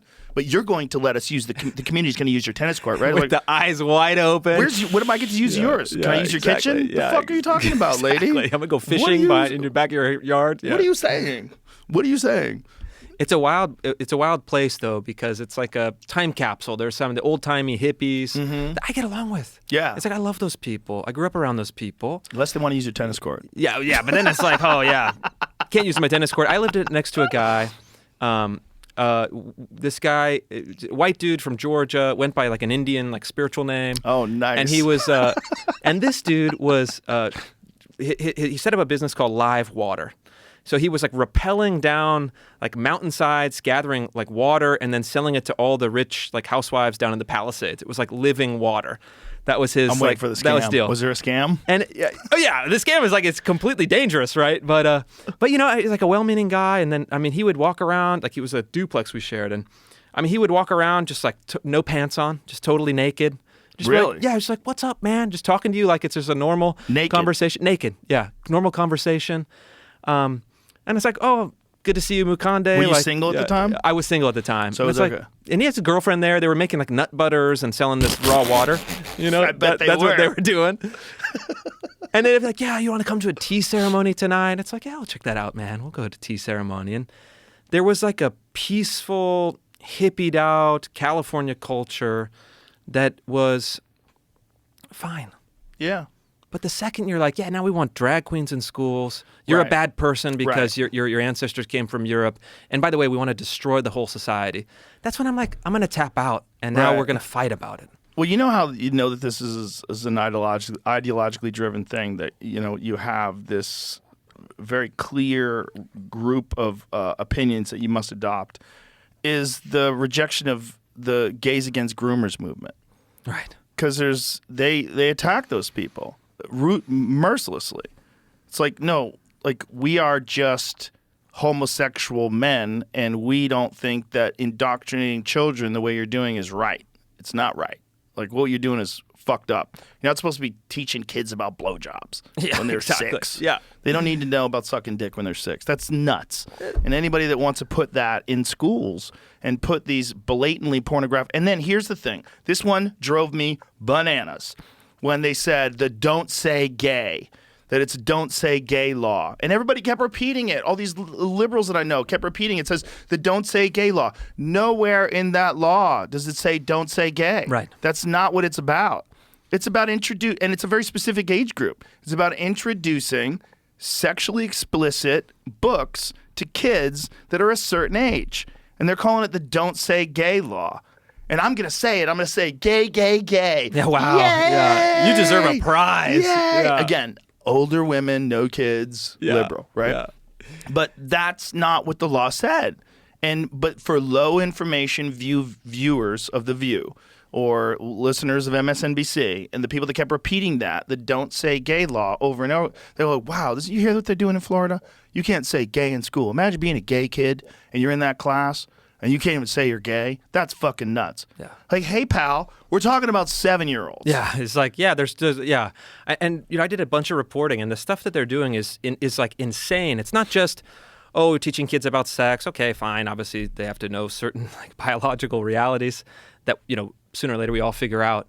But it was like, artificial penis packers. That was a story I did. They were teaching like Chicago public school kids in middle school how to wear, like fake penis. Well, in all and then setting them fairness- up with the kind of with the hormone clinics. But But if it's they like, don't teach them that, who's going to teach them? that's right. Yeah, the older guy down the street who runs by in the van. Yeah. Come on in, I've got lessons. Yeah, but it's like I worked a lot on the policy in Florida, and what it boils down to in Florida is a pretty simple thing. There's been such a politicization and radicalization of gender theory in schools. The governor wisely just said, you know what? Let's just take that off the table. Let's focus on reading, writing, and math. Let's focus on a good civics curriculum so that we have real citizens that we're graduating from our public K through 12 schools.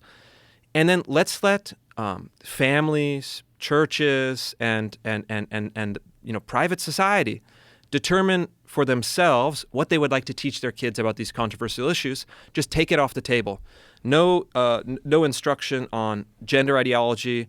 No instruction on, of course, the explicit, kind of sexual materials beyond some reasonable, considerations. And this to me is fair.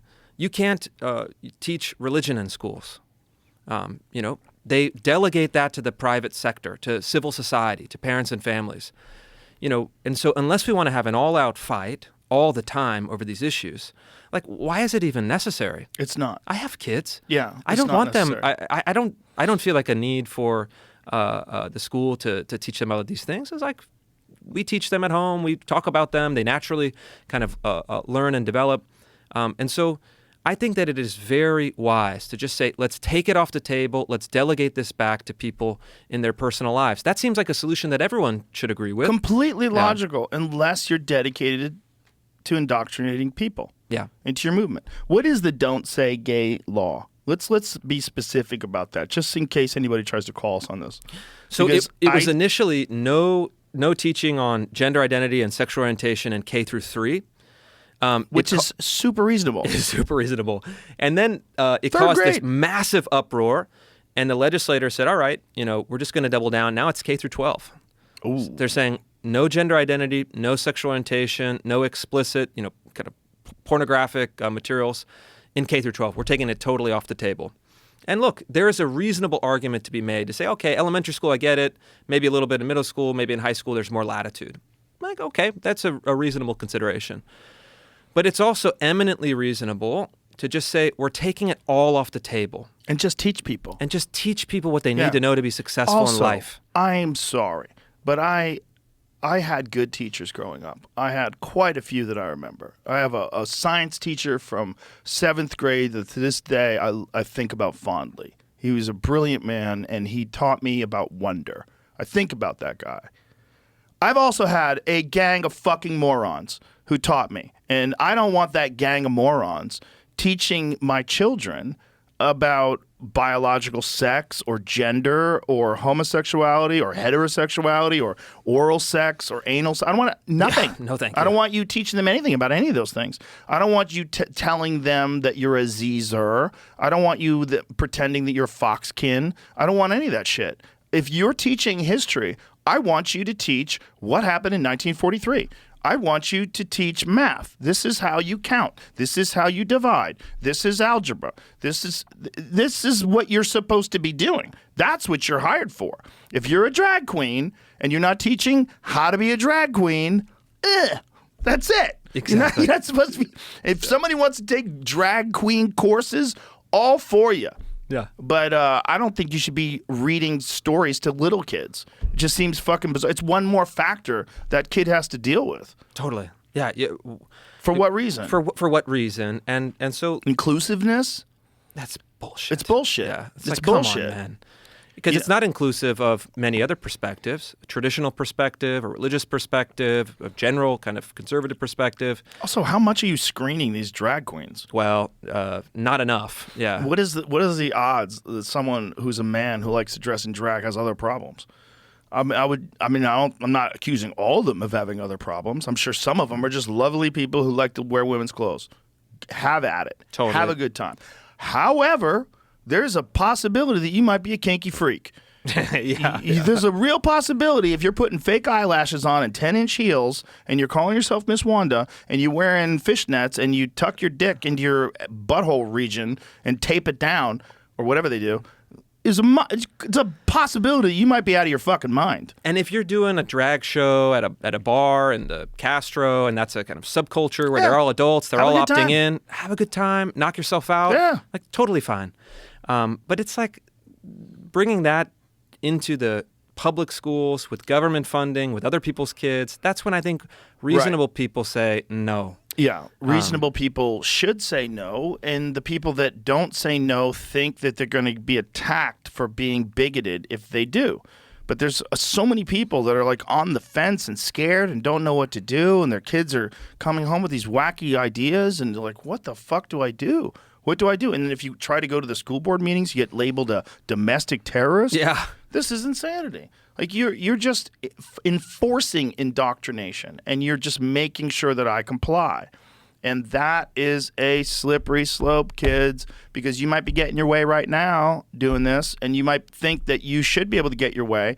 But what if someone else gets into office? What if there's a war? What if there's chaos? What if we have a military dictatorship? You've already established the rules. No one's going to give you those laws back. You've already set it so that the state and the government and the institutions can dictate personal behavior and how people are allowed to communicate. If you've done that, you fucked up, because now you've given power to the people that are in control. And if you pay any attention to donors, you realize the same donors donate to both people. So what have you done?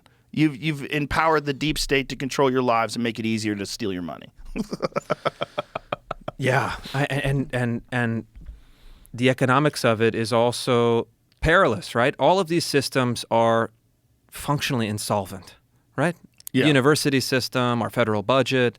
Federal budget is wild. It's just crazy. You don't have to be a math PhD to understand that this is not sustainable over the long term. And so, look, as a political person, what I always do is try to figure out what rifts and possibilities are opening in society, and how can I use those to advance the political objectives that I have.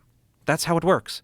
And so when there's the kind of Hamas attacks and the universities reveal themselves to be crazy, or it's the capture of K through 12 schools and the gender ideology is going radical, all of these problems also provide opportunities for correction, for reforms, for decentralizing some of these institutions. And I think we're now teetering on a few different vectors towards what could be a radical restructuring of our society. You have this confrontation between Trump and Biden, but really between Trump and the entire state apparatus that's trying to jail him and prevent him from running for president. You have a military budget and a federal budget more broadly that is running, $1 trillion deficits as far as the eye can see. You have a higher education system that is now, I think, $1.7 trillion in student debt that the government has absorbed that's ready to blow up at any time. The 2020 was a wake-up call for many people. The next wake-up call is going to be 2020 100 times over. And so those of us and those people who are just arranging their personal lives that are listening should be figuring out what to do, how to best position themselves to be successful for their families, for their careers, for whatever they're working on. And those of us who want to see deeper changes, we're all preparing, we're all getting ready to say, when the house of cards falls over and it's revealed that none of this is sustainable, the fundamentals of our country, institutional, financial, political, cannot hold, and they can't be covered over with ideology for anymore. We have to have responsible, civic-minded people that are ready to take leadership again. And I think that it may not be this election cycle, it may not be in a year, it may not be in 2 years, but by any vector, if you talk to people who really know, we're heading towards a big shift. And I hope that we can emerge on the other side, just freeing ourselves from a lot of this ideological capture that I think is hurting people and hurting our country. I couldn't agree more. And just leave people the fuck alone and stop using this as a vector of control, because that's what they're doing. And it's also... There's a problem with that, though. The ideology, leave me alone, the kind of philosophical statement, is correct. I believe in it. It's a kind of civic Republican ideal. It's been the American way, is give people the maximum autonomy to their lives, delegate to civil society as much as you can. But we don't live in that world anymore. We have a massive federal bureaucracy. We have these huge institutions that control the culture. And so if you're arguing to be left alone, you're always going to be run over by people who don't want to leave you alone. The solution is not to then, assume it and impose your vision, but you at least have to have people who are willing to fight the public fight. Because, most people want to be left alone. They deserve that. But we need to have a leadership class, a kind of counter-elite capable of taking over these institutions that can then adopt the policies and administer the centralized institutions to protect the average person. The average person is not going to read queer theory and understand what's happening and fight the good fight. But people who are involved in political life, I think we have a duty to provide protection for the average person. The average person is calling for physical protection, protection of their livelihood, protection of their reputation, protection of their kids, protection of their institutions. Do you see anyone that is directly speaking to that need and offering a plausible vision for how that could be accomplished? I think very few people are thinking in those terms, and to me that's a shame. Well, it's also a shame that people that have these ideas are not willing to run for office, because running for office is such a shit show. And you see what happens when anyone runs for office. It's just these attacks are merciless and ruthless, and it's all in your character and your past. And we saw it with Kavanaugh. You saw it with Joe Biden. You see it with everybody. You've been through it? Yeah, everybody's been through it. But and obviously, I'm not running for office. But when they're trying to attack you, and they're trying to do that, that discourages so many people that would be great leaders. But it's also now been accepted as a part of the political process. But it's always been part of the political process. Yes. If you go back to the history of the founding of the country, you can read Jefferson's letters, and he's bitching about the press slandering his character like for decades. Right. He's still bitter about things that happened when he was, dying in the early 1800s. He's still bitter about like some slanderous, journalist who was impugning his character 30 years prior. And so, Wild. Look, I've been through it to a certain extent. You've been through it. Like that's the price. That's the price of admission. So I think rather than lamenting the fact that it's this way, we need people, and I certainly adopt this attitude, and I think Governor DeSantis in Florida has really achieved this and demonstrated this. Remember COVID? They were calling him all sorts of names. Yeah. They fired up the press machine against him in a really brutal way. And as conservatives, I've estimated that we take somewhere between 100 to 1 and 1,000 to 1 negative to positive stories in the press. That's just the ratio that we have to live with. 100 to 1, negative to positive. But what he taught me, and I think it's a valuable lesson for more people to understand, is he's saying, look, the people are smarter than the press. And so when we're fighting, when we're raising the issues, when we're getting attacked, when we're driving forward something that's the right thing to do, you'll be rewarded by the people later. And so he won a very narrow election his first time. He went through all of this controversy with Disney, with COVID, with gender, with history curriculum, whatever it is. The people of Florida delivered him a huge 20-point victory, unprecedented. And to me, that's a sign that when you take ownership, when you take courage, when you take the hits, and when you do the right thing, people are smart enough to sift through the lies, the propaganda, the suppression, the censorship, and reward you. And, I've certainly seen that in my own experience, dealing with hostile media, dealing with threats, dealing with, people screaming at my kids, real intimidating things. And you have to say, you have to make prudent decisions. You have to protect the people around you. You have to make sure that you can, not get wiped off the board. But then once you get past that, what I found, when you get past that initial barrage, when you get through the gauntlet, you feel freedom. You feel this incredible sense of you've survived, you've gotten to the other side, and now people can't hurt you because they've tried, they've failed, and now you have the freedom to speak your mind, the freedom to do what you want, the freedom to chart your own path. But until you get through that barrage, I don't think that you're free at all. And so people that have wealth, people that have power, people that have prestige are sometimes desperately holding on to that. They want to protect it as much as they can. But I think what happens is that they become, they go through life and they get to a point where I'll finally speak out if this happens, if that happens, if the cost is lower. You end up kind of wasting away your life and your opportunities. And so my goal, and for the past year especially, is to radicalize America's elites, to show them the problems that our country is facing, and then to summon them to courageous action to fix it. Because as we get people who have something to lose, when they start talking, people listen. And so I live on a small farm in rural Washington State. There's only so much I can do personally.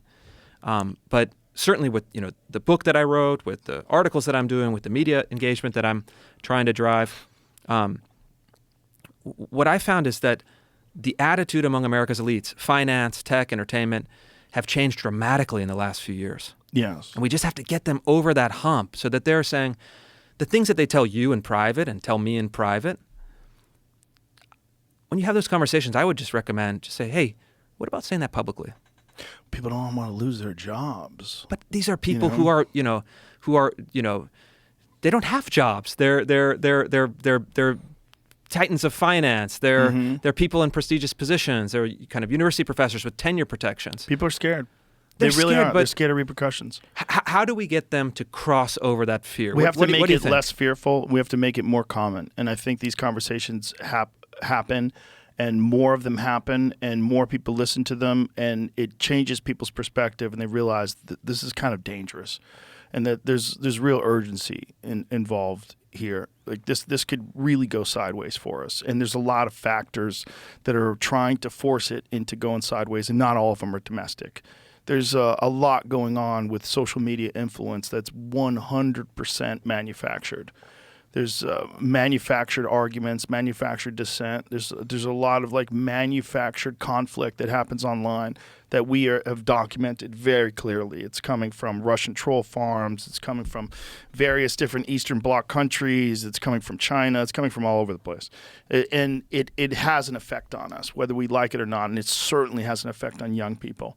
It certainly has an effect on self-censorship. It certainly has an effect on stifling dissent. It has an impact. They attack people, and they attack people like with thousands of trolls. And they know what they're doing, and it's very effective. And if you pay attention to your comments, you're going to get run over by it. And it's never read the comments. Can't read them. Yeah. Can't read them. Some of them are nonsense. I read comments on other people's stuff sometimes when someone writes something controversial, and I'll just go, "Oh, that seems crazy to say. Let me go to that person." And that's ABZ222156. Yeah. That's a fake person. Yeah. It's a fake person that got a Twitter profile, and now they're It's like a guy in an Eastern Bloc country with 1,000 phones that he's kind of. It might not even be that anymore. I believe it's probably AI. I mean, with the ubiquitous use of ChatGPT and all these different things, you could easily attack a tweet in a progressive fashion, and you could give it parameters of how to attack it and what to say, and you could distribute that en masse. Give me 45 different versions of this attack, and they'll give you 45 different versions of it. I think that's probably true, but I think that, in my opinion, I think we overestimate the potential influence of kind of foreign operators. Foreign operators don't know the language of American ideologies. You don't think that's easy to learn?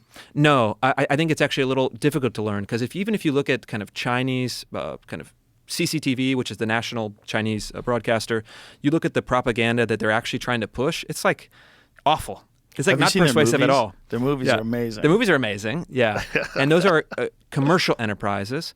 But I actually think it puts the real kind of villains off the hook. It's not them, it's really us. It's the people who run our institutions domestically, who set policy for YouTube and other platforms. That's probably the bigger factor. I think it's a bigger factor. Because if you can have people organically talking about things, which you do on Twitter, Yes. and when you see the things that are happening on Twitter, so a lot of it's very distasteful. You'll see some very racially charged, frankly racist arguments about things just openly discussed, and people agreeing with them openly, and it's like, whoa. Lumping people into one gigantic group of this or that, and it's just like, man. But the opportunity for other people to successfully counter those statements exists too. Yes. The opportunity for people to jump in and say, this is why what you're saying is so fucking stupid. Take into consideration that. Take into consideration this. You don't know about that. You don't know about this. What you're saying is nonsense. Yeah. And that's a whole part of human discourse that's being ignored when people are censoring in favor of blocking hate speech. The problem with blocking hate speech is you block the potential condemnation of hate speech. You block the potential intellectual battle between morons who believe stupid shit and smart people who are motivated to make them look dumb. And this is all good for the viewer. This is all good for people, the young minds and the people that are easily influenced and the people that are on the fence and the people that hadn't taken into consideration this perspective or that perspective. That's what free speech is supposed to be all about. The answer to bad speech has always been better speech. It's always been the case. But when you got people that will ban your account if you use a person's name that they used to have when they were a man, but now they're a woman, so you dead named them. So you made up this thing. At the same time, when you have the fucking Taliban on Twitter, you're insane. You're an insane person. Exactly. And Elon has done a service for the entire human race by purchasing that platform. And I do not say that lightly. I do not say that flippantly. Him purchasing Twitter is one of the most important things that's ever happened to us in terms of pushback, in terms of just recognizing, like, this is insane to tell people that they have to abide by your insanely rigid ideology that doesn't make sense. It's not logical. And if they don't, they can no longer participate in the discussion. They're removed from the town square. That's bonkers. I remember even, Andrew Tate, who I think is like obviously very self-evidently a bad person. I don't think that he's a good model for young men. But I remember, he didn't call for terrorist violence. He didn't, say anything, extremely racist, I don't think, that I saw at least. And I remember it was like one day he's nuked from every online platform simultaneously. Yeah. And I'm saying, what? You don't have to like the guy. You don't have to agree with the guy. But the fact that all of these companies can set off a little cascade where you can disappear someone from the internet overnight. Oh, Milo Yiannopoulos. Milo Yiannopoulos was the first one. Yeah, they really silenced him. That guy was a powerful voice. And he was nuked from the discourse. In real life, very nice. In real life, really hilarious, very smart, very nice. Every time I met him, he was cool. He was playing a character, and I think there's a lot of drugs involved as well. Yeah. But he was certainly playing a character that had good points. Yeah. He was playing this character that was this like right-wing gay guy who liked to talk about sex and drugs. And I was like, this guy's fascinating. But they decided that he was problematic and they fucking erased him. They memory hold him. That guy was on Bill Maher, and Bill Maher compared him to Christopher Hitchens. Remember that? Wow, I didn't know that. Yeah, and then he got attacked by some other guy on the show, told him fuck you, and like, there was a lot of fuck you with that guy. There's a lot of drama. But that's what he liked. He liked that, and it was playing to his favor until they erased him from everywhere. And I think they erased him particularly. The first part was his criticism of Ghostbusters. And then he was criticizing the new all-female cast of Ghostbusters, saying how sexist it is and every man's a moron and the women save the day and how ridiculous it is. And then he got into it with Leslie Jones. So Leslie Jones and him got into it, and I think he retweeted or liked something that people had said that was comparing Leslie Jones. What was it exactly? I don't remember what it was exactly, but it was something racist or something gross or something unflattering, something. Sure. And, and people were tweeting it at her and they were blaming him. And then they got rid of him. He's gone. Did they just say, it's mobilizing harassment or something? No, I can't believe I forgot this. It's what started is him justifying himself being sexually molested by older men when he was young. And he was saying on my show that he was the predator. He goes, trust me, I was the predator. He was the seducing, First of all, anybody who doesn't think that Milo Yiannopoulos is gay is out of their fucking mind. Like, you think that's a choice? That's not a choice. That dude's fucking gay. He's okay? like baked in by the universe. Like, he is, that is like the prime example that I always throw in the face of people who, it's usually for religious reasons, who are unwilling to accept biological reality. Like, here's some biological reality for you. You want to know this? The first video ever captured of humpback whales mating was just recently filmed, and they're both male. Nice. So the first evidence that we have of true? humpback whales engaging in sexual intercourse is gay sex. Humpback, huh? Yeah, they had to go real Listen, literal. humpbacks are mammals. Yeah. Humpbacks are intelligent. Humpbacks likely are gay. There's probably, if they exist in us, why would they not exist in other intelligent mammals that are on Earth with us, like dolphins? I'm sure there's gay dolphins. There's probably gay orcas. It's probably normal. It's probably, there's a percentage in every population that's gay. Who gives a fuck? The point is that, like, that guy's gay, right? And he claims that he was the predator and everyone's like, oh my God, he's normalizing pedophilia.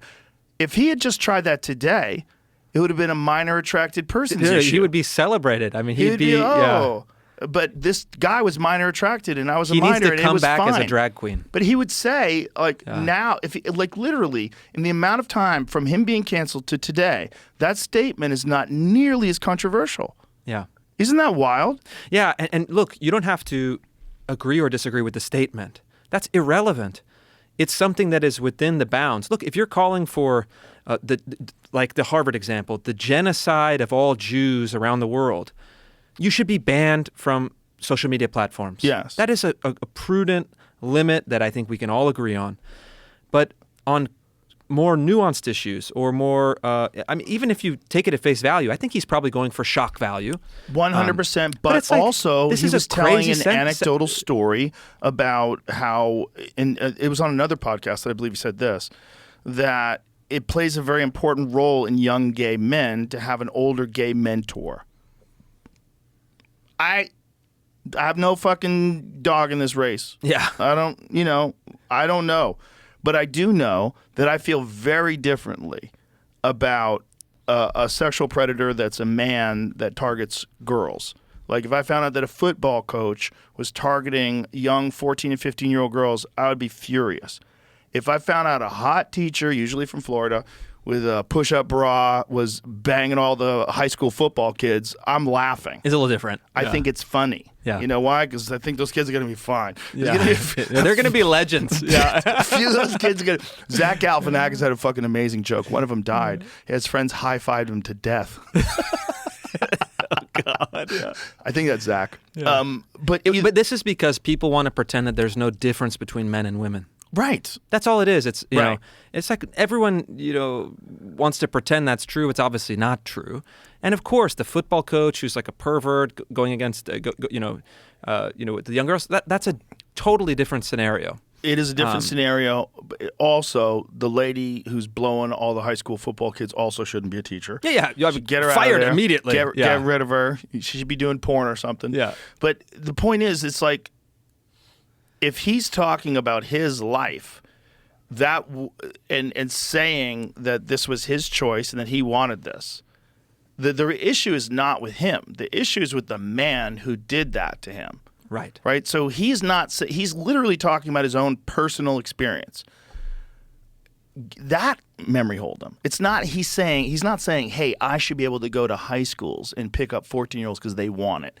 Okay. Yeah. Now we're talking a different thing. Now Yeah. we're talking about a guy who's advocating pedophilia, right? This is different.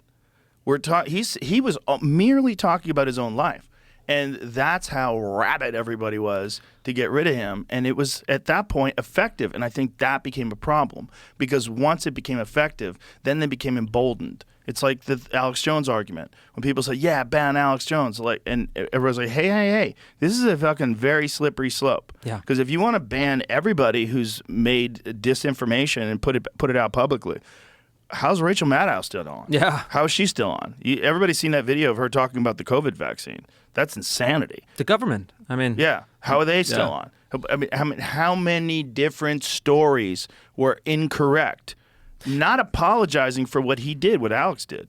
He doesn't apologize for it. I mean, he apologizes for it, but he feels deep remorse that he did it. He's just like overwhelmed by it. But getting rid of that guy is a slippery slope. And no matter what you think about what he said, you can't support that. You got to let people sort it out. The way to find out if, let's say, he says there's a false flag and some attack somewhere, the way to find out if he's telling the truth is to have people investigate it. If you say that Operation Northwoods was a document drawn up by the joint and signed by the Joint Chiefs of Staff that was going to attack Guantanamo Bay and blame it on the Cubans to start a war, and you say that on your show, people will go, you're a fucking crazy person. How are you allowing these? No. You have to be able to have someone come on and say, hey, actually, this is true. And then you realize, like, oh, wait a minute. Some conspiracies are real. And if you silence this one guy that calls out all of them because he fucked up on one, you're also limiting his ability to call out the ones that are legitimate. And you're talking about a guy who's doing this all day long, every day. That's all he does. Yeah. All he does is And he's out there. I mean, he's an out there personality. He's out there. Yeah. That's why he's fun. But he's out there talking about the World Economic Forum. I've said this 100 times and I'll say it again. He told me about Jeffrey Epstein over a decade before anybody was in the news. He was telling me that there was this operation and they take these guys, high-profile public figures and a lot of politicians, and they compromise them with young girls. It's like, what? On an island? What is this, a fucking ABC after-school movie? That's crazy. That sounds nuts. And then now everybody knows it's true. And there's been a ton of those from him infiltrating Bohemian Grove and catching these fucking wackos and heads of state, burning an effigy in front of an owl god. Like, what the fuck? That's real? The video he did with John Ronson in the 90s. So it's like all of this stuff at a certain point in time, it needs to be out there. And people need to find out what's real and what's not real. What's real? And the only way to find out what's real is not to silence everybody who says something that's incorrect. It's to let people talk it out. So when someone gets on there and says the Earth's hollow and there's fucking aliens inside shooting laser beams, let's like talk to geologists and have them explain to you that they would be boiling in lava. Like, they don't live in the center of the Earth. We know what the Earth's made out of. We know all the planets. This is how we know. This is why we know the Earth is round, because every fucking body of mass, as it's spinning around, it takes on that fucking form. All the planets, every one of them. This one's not unique. There's also an element of, this is part of American folklore. Yes. If you believe that the world is flat, it's obviously false. Any thinking person will conclude that this is a ridiculous, crazy thing to believe. And yet having a group of, flat earthers in our broader society, provided that they're not like given power over, the NASA or something, adds texture and richness to our culture, even if they're totally wrong. And so what we're having is we're trying to align a discourse rationally within these strict ideological bounds. It actually ends up breaking this great proliferation of culture, some of it which is good, some of it bad, some of it's crazy, some of it's insightful. But I think that the real calculation that we have to make is not even a free speech issue. It's not really even about censorship. It's about power and the distribution of power. If you stack up all of the people who have been kind of nuked from orbit online on the right and then on the left, you have a graph that looks out like this. Yeah. And so you have to then say, well, why is that? Who's making the decisions? How are decisions being made? And who are they going after? What views are they trying to suppress? And so again, getting it out of the realm of the abstract debate and into the realm of a political analysis gets us to this uncomfortable point. This was happening during Trump. Trump was president and this was still happening. Yeah. And so we have to figure out why this is the case and go and disrupt it. And look, I think that you want to have more views, more opportunities, more subcultures, more quirky people, more, people that are way out there. My old, naked neighbor in Topanga, let the guy speak. Agreed. If he believes that that we have to have live water and it's like the average person is not going to be persuaded, and the view is not correct, but the broader culture suffers when everyone is fearing that if they step outside of the box, that they're going to get crushed. And conservatives, we get all worked up about it because, look, every political faction has their fringe. We have fringe people in our coalition or on the outsides of our coalition. But you have to figure out what's, harmful and what's relatively harmless. And a lot of these folk beliefs and superstitions, if you take them not to condemn people as stupid or ignorant or uneducated, but you actually talk to people and try to get a sense of why do you believe this? It's usually because they feel a sense of powerlessness. And even the WEF kind of thinking, they want to believe that there's someone out there that is calling the shots, that is the problem, that is controlling the society, because they feel that just by identifying a single point, they have a sense of understanding, a sense of power. I actually don't think that that's the case. I think it's misleading. I don't think it's the right way to look at it. But I try to also forgive people, to say people are entitled to their superstitions. We all have superstitions. And we want a society where superstitions are eradicated. But you actually end up getting rid of a lot of the texture and a lot of the variety of culture when you try to have a hygienic treatment of culture. You treat culture like a disease, like a petri dish culture. And look, I think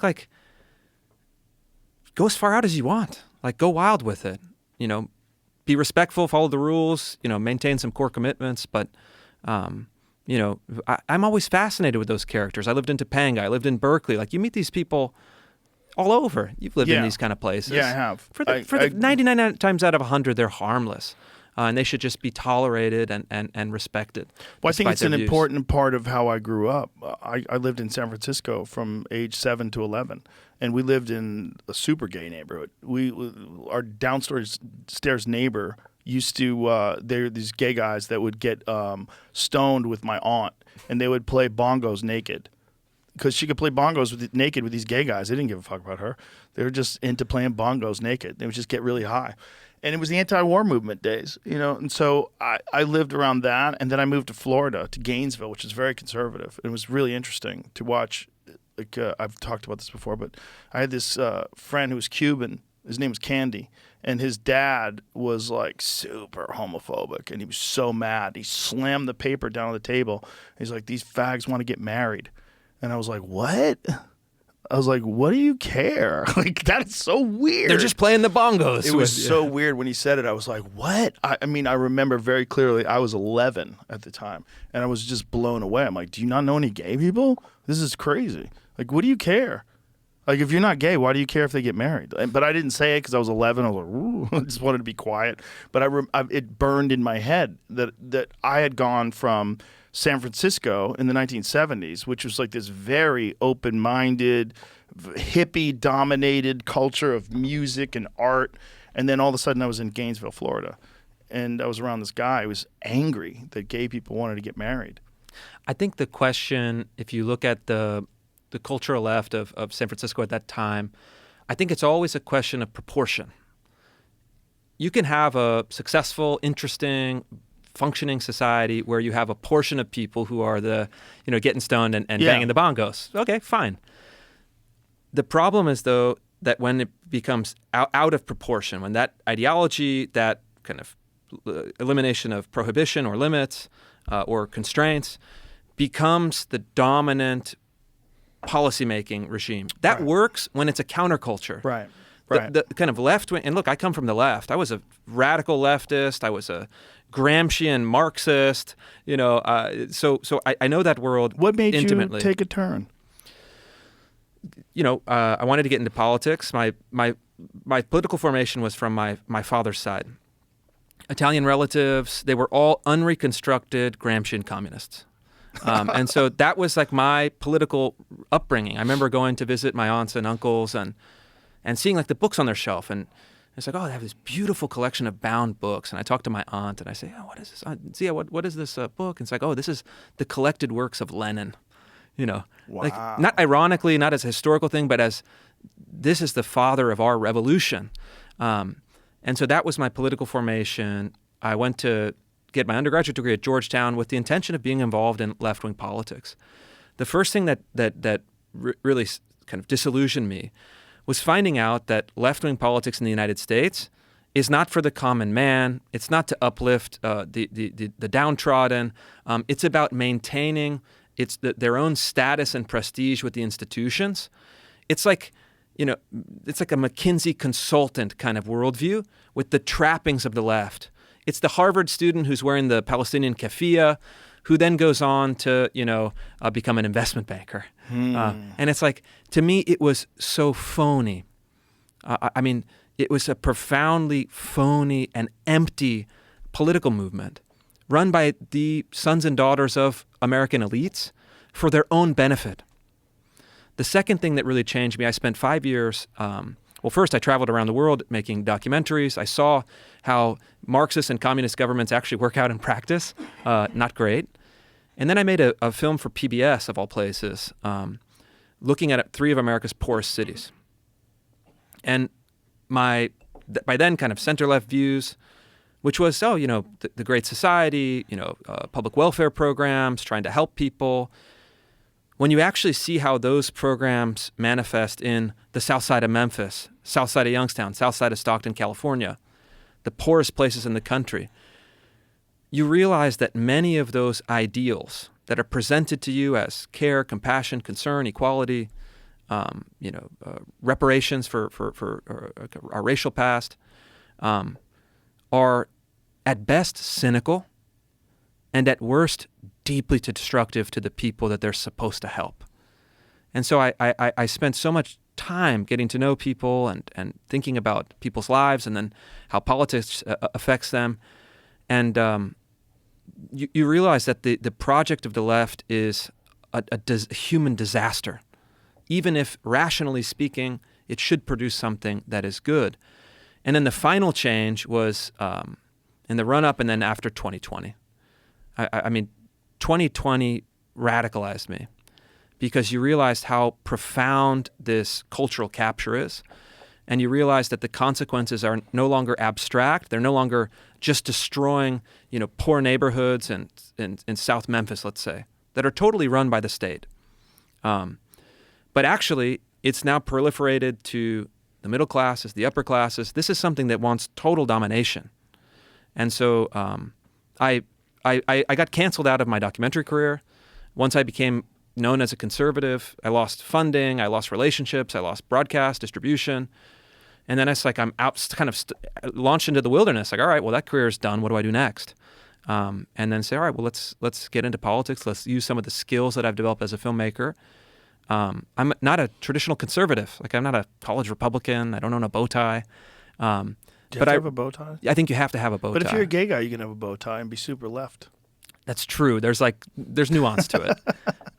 But what I realize is that the conservative principles are sometimes expressed awkwardly, are sometimes articulated poorly, but there's some deep truths that need to be resurrected and recovered for us to be successful again. And so I threw in my lot with people that I would never have imagined being friends and allies and colleagues with, growing up. It's like, this huge shift politically. And I think it's been helpful because if you know how your political opponents think, you have a huge advantage. And the left, kind of elite, kind of academic leftists in the United States have no idea what conservatives think. They have zero curiosity about it. And so that affords us a kind of advantage because they don't know how we think, how we operate, what our principles are. They just assume the worst. And so I kind of wake up every day thinking about the people that are around me and saying, in an odd way, you're fighting for people that are actually voiceless. The left is the dominant voice of the country, of all of our institutions, of all of our tech companies. The voice that really is voiceless are the people who are supposedly the oppressors. You have this book that just came out, White Rural Rage. Bullshit. Rural people in the United States are not angry enough, frankly. And so I just try to think in those terms always. And I've taken over some of the tactics of the left, some of the kind of maneuvers and some of my activist work, which I think has been helpful. But I just have this visceral,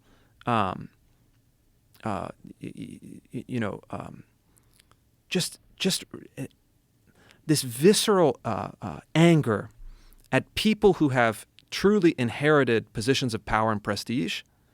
They give all this rhetoric about helping the oppressed, the underprivileged, the whatever is the kind of term of the day. But they're actually playing a cynical game to maintain their own status.